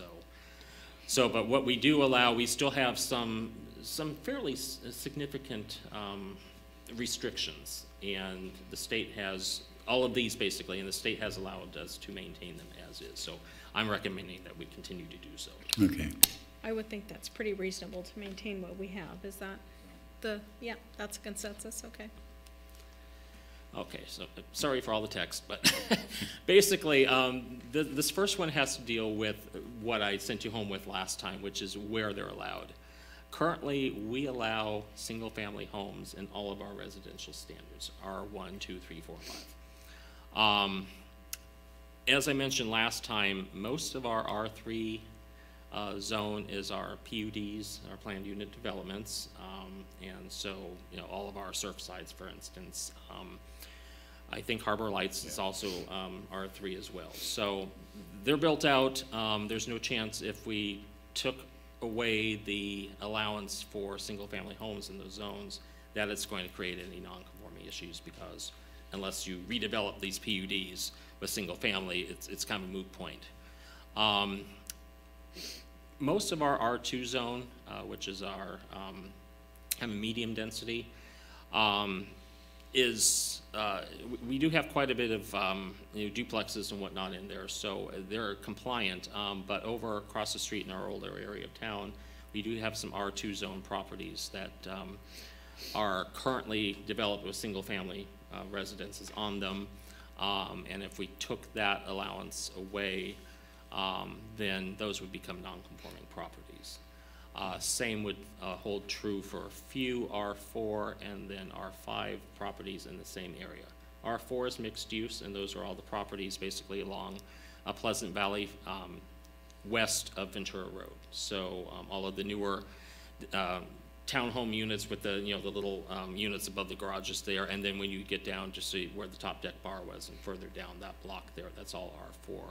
Most of it's already developed out, but there are a few lots in there that do have single-family homes on them. R5 is a very unique zone where it's basically a mix of port industrial uses and single-family, and those are all the properties basically along San Pedro Street facing the port. So those are R5. Some are vacant, some do have single-family homes on them.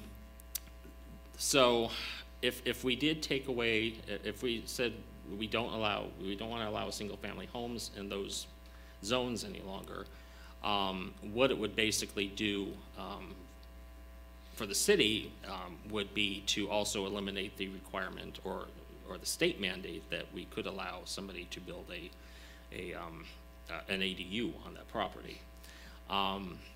But conversely, because most of those sites are fairly small, or they're already developed with more than one unit on them, the actual chance of having an influx of ADUs in that section of town is pretty slim. So at this point, when I did the the evaluation and whatnot, I came to the conclusion that probably the only zone that we really, I think, need to worry about or should take the single-family requirement out of is the R3 zone, and just basically leave the rest as is, because I really don't see the possibility of a lot of ADUs coming in the R2, R4, or R5 zones based on the physical development patterns out there now. So you're saying that it would still be possible, but with some of these other restrictions, it would rule some of them out? Correct, right, yeah. Again, because if they have 2 units on there already, or if they are under 6,000 square feet in size, for instance, at that point, then we could tell somebody that they wouldn't qualify. Yeah. Yes, Mr. City Just Attorney. I don't know where I'm coming from. I'm sorry to keep intruding on this, but just little bizarre things are popping up in my mind. Does either our ordinance or the state ordinance address kitchens in those kind of units? The state now mandates, and we're going to talk about junior ADUs too at the last I saw slide that, here. Yes. The state mandates that they do have kitchens. Yes, these are actual standalone units. Okay. So kitchens and ADUs would have to have a bathroom as well. So the idea is really, they really are pushing this as an alternative source of low-cost housing where the homeowner can actually rent it out, and which not only provides lower-cost housing supply to increase, but also may assist people in retaining their homes because they get some assistance with it. Exactly, that's true. However, one thing that came up, a couple planner friends and I were talking last week, was that the state doesn't mandate affordability, though. The idea is that, yes, these are smaller units, and theoretically, they're not going to go for as much rent as a standard single-family home would, but there is no requirement anywhere right now that would prevent somebody from charging, so they just leave it to the market to decide. Exactly. Or would this create then Airbnb in a way for a community? Oh, yeah. You know what I mean? Yeah. Yeah. If you had enough of them. Well, no, I mean, No. somebody could do that and just, be at the rental on their property to bring in some income. Right. Well, mean, like- Although if you're looking for income, it probably makes more sense to just rent it out, because then you have somebody there all the time and a steady source of income. You don't have to market it on B&B and have turnover and cleanup issues and. That's true. you Well, know. the one thing too is that we require covenants with these. They have to be recorded against the property. And one of the reasons, again, is so that we can have some further restrictions. So again, if we want to make this say, if somebody is, for instance, coming in and the city's helping them finance this through our housing rehab or program or whatnot, we're going to most likely want to have an affordable component with this as well. So we want to put that in the covenant. Maybe we also look at, again, you know, that they have to, that they can't rent it out as an Airbnb. or Yeah, something we like ought to that. have a non-commercial use covenant. Right, right. So that can be all addressed as part of this covenant, anyway, which is another layer of protection for us. And unfortunately, the state hasn't taken away that requirement yet, so, or that allowance. What's the description of R3 again? So R3 is basically, I would say medium high density, and it's pretty much our surf sides, and again, I believe where you are as well. So it's you know, R1 is your single family, R2 is, which is your lowest density. R2 is your, it's a medium density, and it's pretty much duplexes, some older single families and whatnot. R3 is where we start getting the more planned unit developments. R4 is mixed use, and then R5 is that interesting little industrial / residential zone along San Pedro. Yes, Councilmember Sharkey. Okay, thank you, Madam Mayor. Yeah, Mr. Stewart, I'm trying to work through what would be the future implications for this. Now, since the first iteration of the state law of the ADU law, how many have actually been built in the city? Right now, we actually have only had one permitted not too long ago, but we have one more going through the process, and then I've got a couple other inquiries. Right, yeah, because I remember one. That's what I remembered. Right. So, But they are starting to crop up now, Yeah. now a little bit. so I mean, this law does serve a purpose, and there are advantages to homeowners to do that. If we make these changes, you said there were a couple inquiries and applications in the pipeline. I mean, would that have impacts on those folks? I don't believe so. We had one that came in, but it was like on a 4,500 square foot lot, so that one was immediately eliminated. And none of this would have changed that either. But one of the, and maybe we should look into the parking issue next too, to see.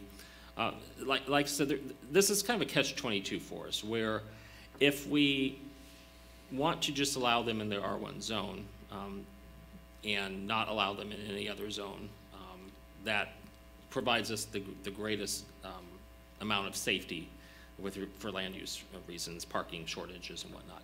Conversely, though, what it does is it does basically render certain parcels, especially here in the older part of town, that are zoned R2, R4, or R5, as non-conforming at that point if they have an existing single-family home on them. So that's the give and take, basically.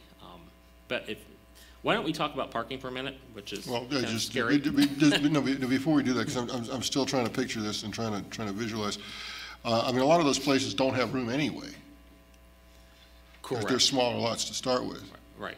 Today, at least, they don't. Yeah. Again, we don't know what the state's going to do next year or whatnot. But, So if we make this change, then what would happen is, over time, we'll assume as houses get phased out and people build, they would have to build multifamily there. Well, if we made the change, then yes, that's correct. They would have to build multifamily, at least duplex, if not multifamily. Yes. All right, which also serves a purpose. So, okay, nice. Madam Mayor, may I Yes. make a couple? Yes. I think that, as I'm sitting here thinking about it, there's going to be several consequences. Clearly, I think maybe the major one will probably be parking, which Mr. Stewart is clearly concerned about, and rightfully so. I think one of the things that's going to happen, if you think about it, is we're probably going to see an increase in our population because there's going to be more places for people to afford to live. That means there'll be a higher demand on services, police and fire. So there'll be a cost to it. In addition, I think we're probably going to see slowly a much higher demand for park and other kinds of recreational services, because we're taking backyards out or severely limiting them so that children have limited amount of play space in their own homes, and so they're going to be looking to go out on the streets or to the park. So I think we're going to see that kind of effect where we're going to have a higher demand over time to have. I mean, we may need to look in a long-range plan as the population grows at even having another park in the city somewhere. I just think there's going to be real increases in pressures on that segment of our service effort. And so it's an interesting thing that this could do over the long run. This is a desirable community to live in. It really is. I mean, it's coastal. It's not, you know, overcome with noise and traffic and stuff. I mean, I think it's a wonderful community to live in, and so I think people are going to discover that, and you're going to see the increase in that population with all those factors that we saw. But I think the hardest one to manage is probably going to be parking. Right. So what you're saying here is that we can restrict it to R1s only? Correct. Or we could just leave it knowing that perhaps only R1s are the ones that get to play in this. So I'm hearing Right. like two different right, choices, so really. there are a couple, right, again, so like I said, it's a catch-22 where, you know, if we restrict it just to R1, then we will be creating some non-conforming issues. But at the same time, there's non-conform, there are not that many of them. And so, as Mr. Sharkey mentioned, you know, if they did redevelop, you know, might be a good incentive for, you know, higher density out there anyway, which would be at that point mandated. Like I said, a couple ways to look at this. So would you like me to move on to our parking issues and whatnot? Maybe that'll help this discussion a little bit further. Because it probably should, yeah, exactly. I would think that that Okay. would be a good segue into parking. All right, so okay, so, sorry. Okay, so currently we require for each single-family home a two-car garage plus, even though we don't require a driveway to it, well, we didn't up until hopefully soon, plus we require an additional parking space for the ADU. What the state has now mandated is that, first of all, if a garage is being converted, that garage does not have to be replaced. So we still can require two parking spaces, but they can be out in the open, basically. Problem is, if there's no driveway, where are you going to put them on site? You put them out in the street instead. That's why we need a driveway requirement. The other thing it also allows is tandem parking and parking and setbacks now. Currently, we don't allow tandem parking. The state is now going to be requiring that. They still do require or allow us to require an additional parking space per bedroom or unit. However, it's whichever is less. So if you've got, say, a two-bedroom ADU, you only have to, we can only mandate one additional parking space. And again, it can be anywhere on the site, basically. Wait a minute, so go back. So you're saying that the ADUs don't just have to be one bedroom, they could be two bedroom, or the maximum allowed based on the size of the lot? And right, yeah. So if we allow a 640 square foot, you could technically get a couple of small bedrooms in there, but that's why I'm suggesting that at least we keep it at 640 square foot maximum, so that we don't see larger ADUs and therefore larger families and needs for parking. Also, with regard to parking, is that if the ADU is located within a half mile of transit, or if there's a car share on the same block, and I don't know exactly how you monitor that, but because car shares probably come and go, then they don't even have to provide parking for the ADU. So basically, the state has really loosened up parking requirements for folks that want to put in accessory dwelling units, which again can have an impact on especially some of our, are areas where we're kind of short on parking already. So that's, again, something to consider with regard to where we want to allow ADUs. And then finally, setbacks are also loosened up. First of all, like I said, currently our standards, which are no longer compliant with state standards, is that we require an ADU to be attached to a house and meet the existing setbacks. So if you've got a, say, 25-foot rear setback, where we only require a 15-foot, then they've got 10 foot to build in there. Now with these detached ADUs, especially if it's a detached garage that's been converted into one, and say the garage only has a 3-foot setback, that's now allowed by the state.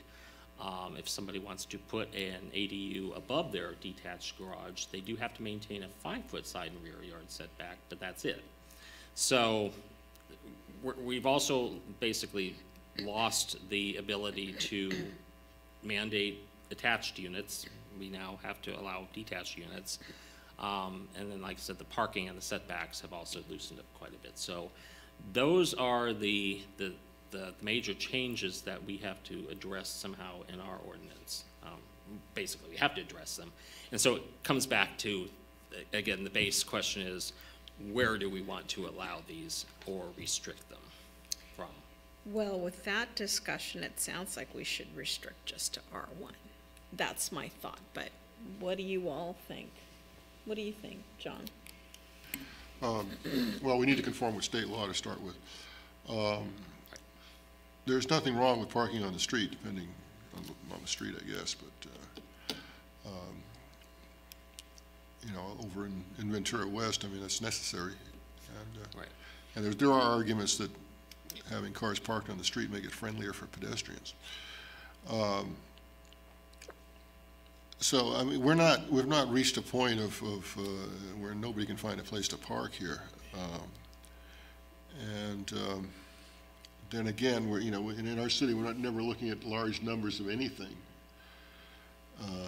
It's not like there's going to be hundreds of or thousands of units being built. It's just not going to happen.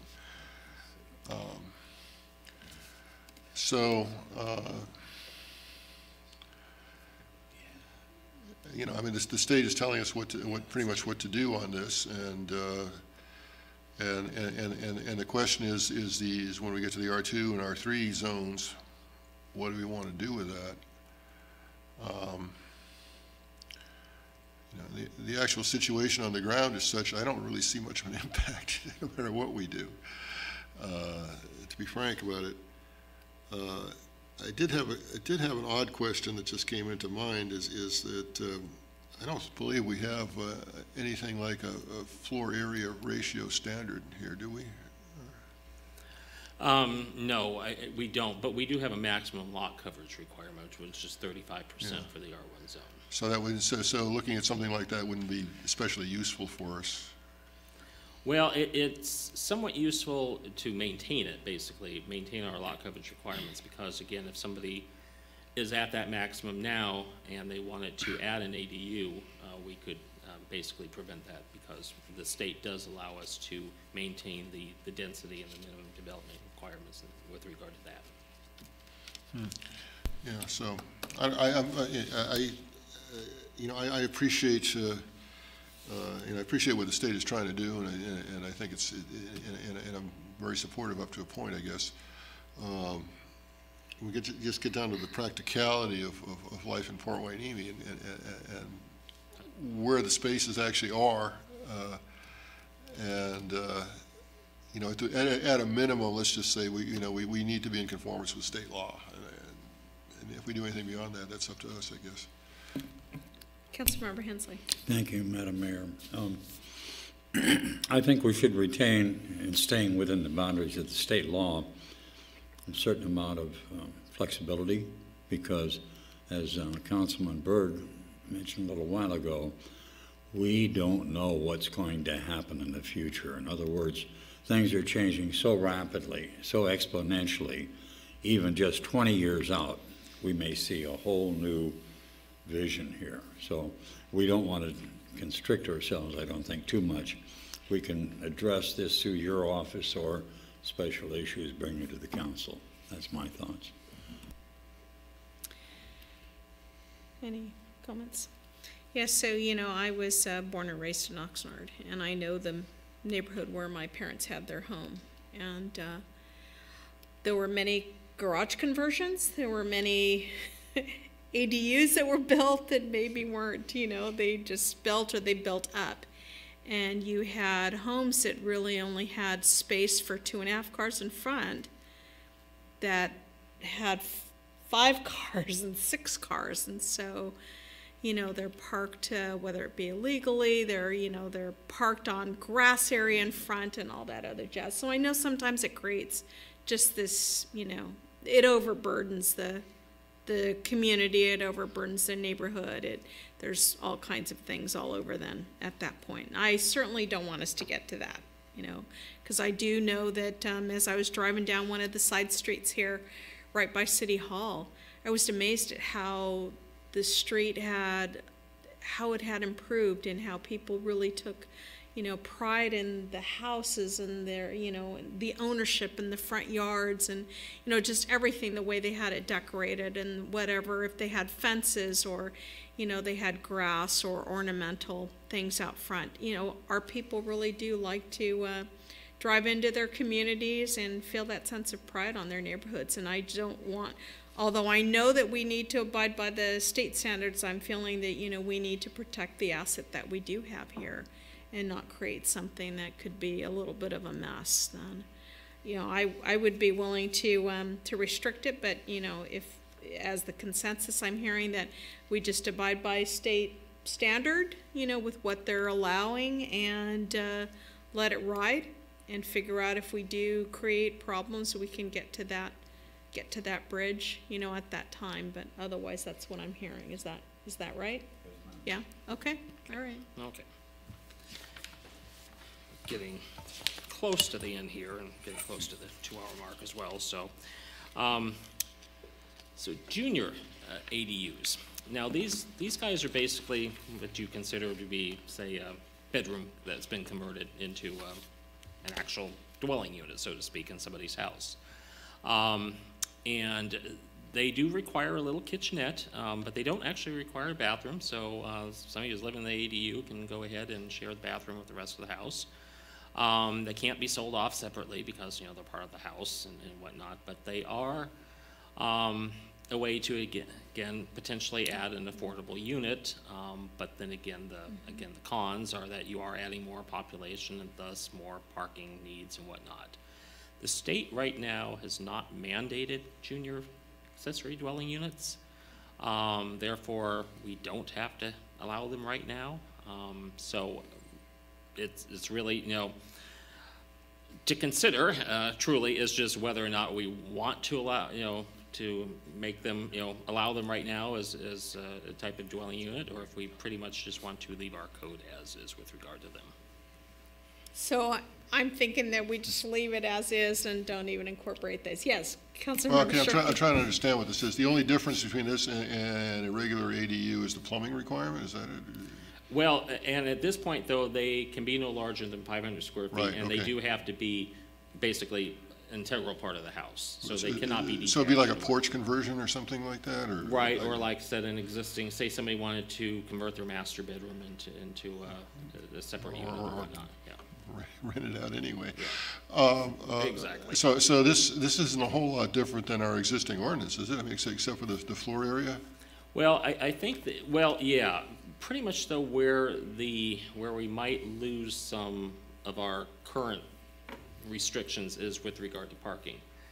Because again, if you are, we don't have to basically allow additional parking, whereas our current standards are if you've got 4 or more bedrooms or 3 or more bathrooms in a home where you're wanting to add them, you have to have a 3-car garage basically. Whereas again, if we have ADUs, technically, again, you can convert a garage and you don't have to meet all these parking standards. So we do lose our current parking standards that we have if we allow a junior ADUs. But if we had a just for sake of argument, we had a 3-bedroom house and one of those becomes a junior ADU, I mean, the parking requirement is sort of based on 3 bedrooms anyway. Correct, right. Right. So for these smaller units, again, there really isn't a whole lot of difference. But if we do have a standard, or if we do come up with a new ordinance to address junior ADUs, again, I think that's where we'd run into some potential issues with regard to where we give up some of our parking standards that we have now. So that's why the pro of leaving our code as it is that nothing changes, basically. Yeah. All right. The mayor raises an interesting question because there's always illegal conversions. And I don't know if anybody's inventoried that in our city. I know certainly in our neighboring city they exist. I would assume there's got to be some here too. Right. If we have this kind of ordinance, I mean, is this a way that could all be regularized? Our current ordinance, actually, the way it is now, we can still go out there and send these folks through the building permit process and get those up to code as it is now. But again, at least we don't lose the parking requirements. So for instance, if somebody converted their garage, then technically they would have to build a new garage right now. Well, that defeats the purpose. Exactly. The whole driver behind this is the issue of housing in the state of California. Right. And whether we like it or not, we're all part of this game. So I'm still trying to really work my way through all this. I don't have any strong opinions on this one way or the other. I see, I would rather have regularized and permitted conversions than bootleg ones. And if we can, if there's a way to, and as I say, I don't know what the inventory is, but if there's a way to get people into a regularized, permitted, up to code situation that may not, from a bootleg situation, then I think we ought to be doing that. Well, we do, like I said, we do that anyway now, where again, it's through our building permit process, though. It's generally, they're usually outside the purview of the zoning ordinance at that point, and it really is just a matter of bringing these folks up to current standards. But we do have that allowance in our code now. Yeah, so, anyway, okay, is to say not mandatory yet, they may be. I don't know if we need to get ahead of the curve. You'd always Or where talk this fits in the regulatory regime, I'm not even sure of that. So, but it's an interesting, as I say, just to say it one more time, people will do illegal conversions, and I think it's better if we can get them into some kind of regularized process. And I know, Councilmember Sharkey, I've heard this, you say this a couple times, is that we allow others to do the heavy lifting and then we come in. So maybe we just wait on this one. Councilmember Hensley, did you have any comments on that? No. Yeah, okay. Yeah, okay. Okay. All right, then our last topic is density bonus. This is more of just informational items because there's not a whole lot we can do about these requirements. There's not a whole lot of policy discussion that we need to have here at this point. The good news, again, though, is that our existing density bonus ordinance is pretty good. We don't have to change a whole lot. For instance, and I put it in there, the density bonus table only has one addition to it, and we'll get to that next. Our current LCP and Coastal Commission standards override the density bonus requirements, and so we're safe there. And our number and type of incentives that we allow for density bonuses are good, so we don't need to change any of those. So there are a couple of those changes that we do need to make, good or bad. And that, again, is adding a density bonus group for housing for foster youth, the disabled veterans, or the homeless. We have to revise the term limits. We do have to put in some standards for commercial projects that have a residential tie-in. And then we also have to look at parking reductions. But again, these are state mandates, and it's not really whether or not we want to do them, we have to do them, basically. So I'll go through those real quick. Again, it's not as dire, though, as ADU discussion that we just had. So for instance, this table, everything except for that bottom line is per our current code and does not need to be changed. So we're not recommending making any changes to that. there are some minimum set-aside requirements, as you can see, for different types of uses, whether somebody has a very low-income project that they're proposing or whatnot. And what a density bonus is, by the way, is just allowing additional units above and beyond what the code, maximum code allows. So, for instance, if we're 10 units per acre and we are mandated to allow a 20% bonus, then you get up to 12 units per acre, basically. So this last category on the bottom there is a new one, where if somebody is proposing to set aside a minimum 10 of their units is affordable to foster youth, disabled veterans, or the homeless, we would have to, we would basically be mandated to provide, again, that 20% bonus density. However, the maximum, again, is 20%. Some of these actually can go higher than that. For instance, land donation you see right now can go higher than the minimum. But this is set at 20%, so we don't have to go any higher than 20%. And again, you know, we probably won't be seeing a whole lot of these, so state mandated, we'll put it in, but I don't think it's going to be, you know, a huge issue for us down the line. Councilmember Sharkey? Yeah, so these numbers would be, well, this is maximum under state law, but just for the sake of discussion, that would, if the city wanted to negotiate, they can negotiate a higher percentage than that. Absolutely. Yes. Yeah, so all of these, because these are development projects, still have to come to you anyway. So ultimately, there'd be some, maybe we get some additional incentives out of the developer for additional density bonus, but that's something that we could certainly, we do have flexibility to work that out, yes. Okay. So currently, and actually, most cities I've worked for have already done this, and it's actually probably a pretty good thing to have, is right now we require a 30-year term for affordable projects. State law now requires, if it's a rental project, that they have a minimum 55-year term. And actually what that does, I think it's a benefit, is it guarantees for a longer period of time that somebody's not going to eliminate those affordable units here in the community. For owner-occupied units, though, it's actually a little bit more flexible now. They don't have to necessarily have a 30-year term, but instead buyers enter into an equity sharing agreement with the city.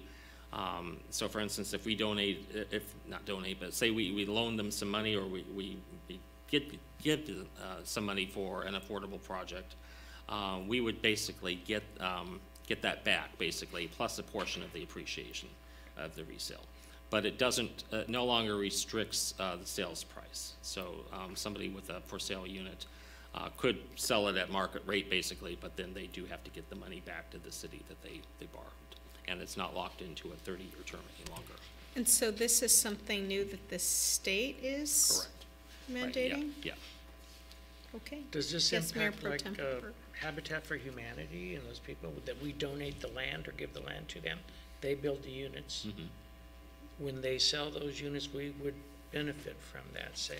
We get our money back plus a portion of the appreciation of the, so for instance, if they initially, say the units were worth $250,000 and they sell them for $400,000, then we negotiate basically a portion of that additional income, and it would come back to us, plus whatever we gave to them to kick off the project.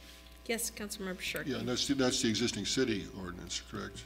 Well, existing city ordinance right now is just that we have a 30-year term. And so this, for any type of affordable project. Because we had an equity arrangement, as I recall, at one point. Yeah, I don't believe I'm not sure if it's in the code or not, but, you know, again, when we can come up with these agreements and whatnot on a case-by-case basis. What the state's mandating, though, is that we do come up with those, and that basically the property owner who's benefiting from this, that they do pay back the city. Yeah, I remember, and I can't remember which particular owners that was, but I do recall there was some kind of an agreement with some of them somewhere a long time ago. Yeah. Well, and we were just discussing, for instance, the hideaway units the other day, where again they've got that type of agreement as well. Yeah. Okay. Thanks. Okay. Okay. So. One new category for us is basically mixed-use projects, or, for instance, where a commercial developer connects with a, say, Habitat for Humanity or some other developer of affordable housing, even if it's off-site, but within the city and within local employment and transit areas. So basically in an urbanized area where this affordable, these folks living in affordable units would benefit. This developer, the commercial project, can then ask for a 20% increase in the intensity allowed by the general plan, as well as a height increase and a reduction in parking. So, we may or may not see that, for instance, if the Pleasant Valley Road properties come off, get going. But this is something that we have to mandate anyway. However, again, Port Hueneme, I don't think we're going to see a whole lot of need for this. And the other thing is that, it has to have an affordable component. So for instance, if the developer doesn't want to have an affordable component, then we are not compelled to provide any of these incentives. And the other thing is the developer has to ask for it. So if they don't ask for it, if they just want to move on and do whatever, we are not compelled to provide these. It's only if there is an affordable component and the developer asks for these incentives. Yeah, Councilmember Sharkey. Yeah, so Mr. Stewart, so this is the state law, and we as a city do not have to take any action on this because we just have to follow the state law. Do we have to bring our own ordinance into conformance? Correct, right. So we do have to do that. We do have to do that. Yes. And what's the time frame for getting that done? Pretty much already passed. So Okay. that's why I said at this point there really Glad I isn't asked. an urgency because Yeah. we're already past there. So as soon as we can. Yeah, okay. And like I said, but these keep changing. So again, next January we may be having similar discussions again. But time being, really the whole impetus behind this cleanup was really to talk about these two particular items, the ADUs and the density bonus, to get us into conformance with the state. And then finally, there is a parking reduction. Again, this is also only if requested by the applicant, and it's only for projects that meet density bonus requirements.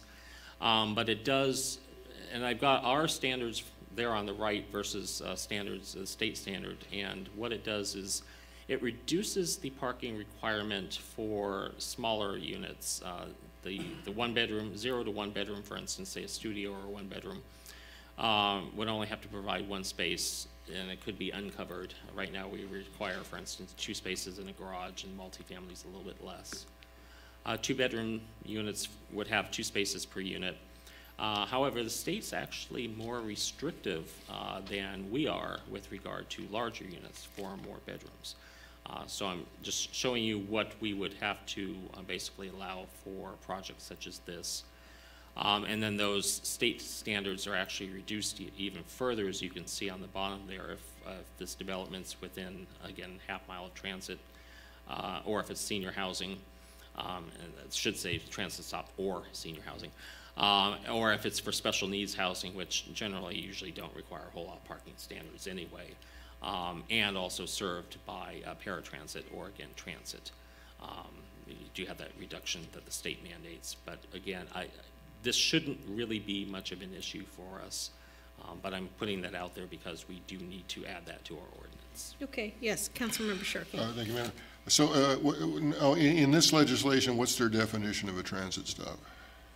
Basically, well, I'd have to look at that. There is a definition, though. I know there is, and we had, there was, when they first started talking about this, we were trying to, I think it was in reference to Market Street, and we were saying, well, but there's a bus stop right there. But they said, but there was a certain standard of number of passengers and things like that. Exactly, yeah. It has to be a regular route, basically, a fixed route, and you're right, there's certain passengers requirements. So for instance, it's not, if you've just got dial-a-ride, for instance, that's not considered transit. That's more of your paratransit there, and that only applies to the special needs housing. So we were trying to use the bus stops to our advantage, and I don't remember the particulars of what we were talking about at the time.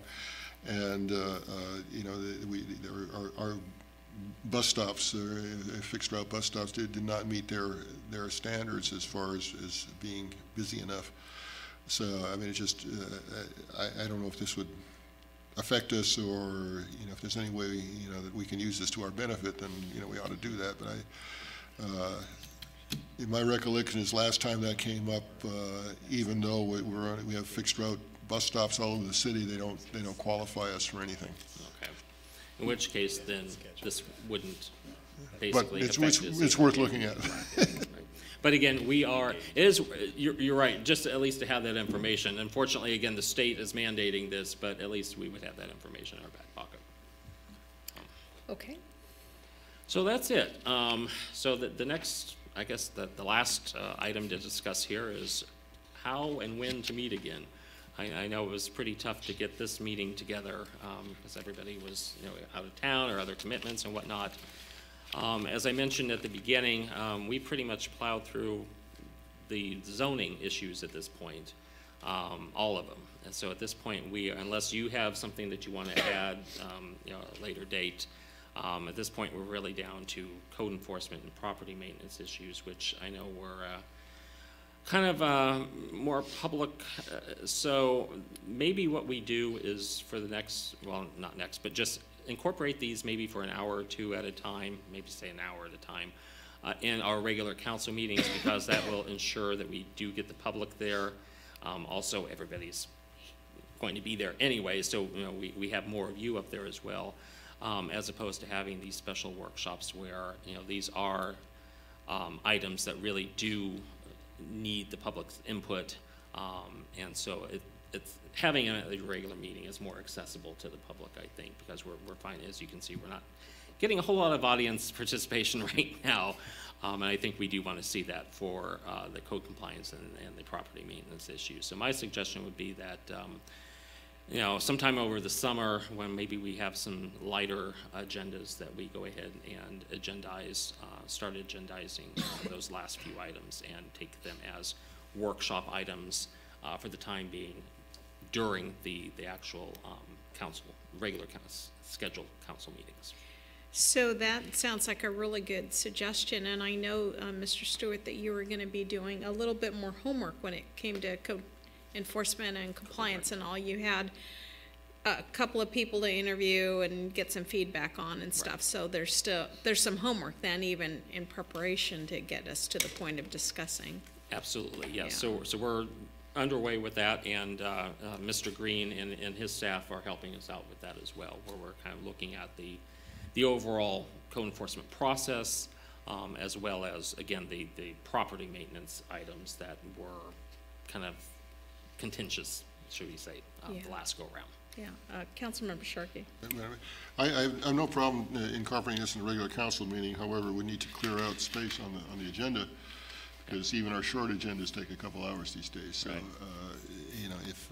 And one of the reasons we had separate workshops here was because this is time consuming, and it's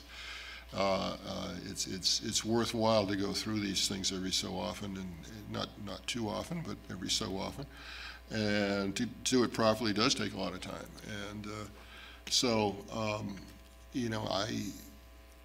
if we can schedule it and make it fit in a regular council meeting, then I'd be all for that. But if there's no room on the agenda, then far better that we dedicate a couple hours specifically to this process.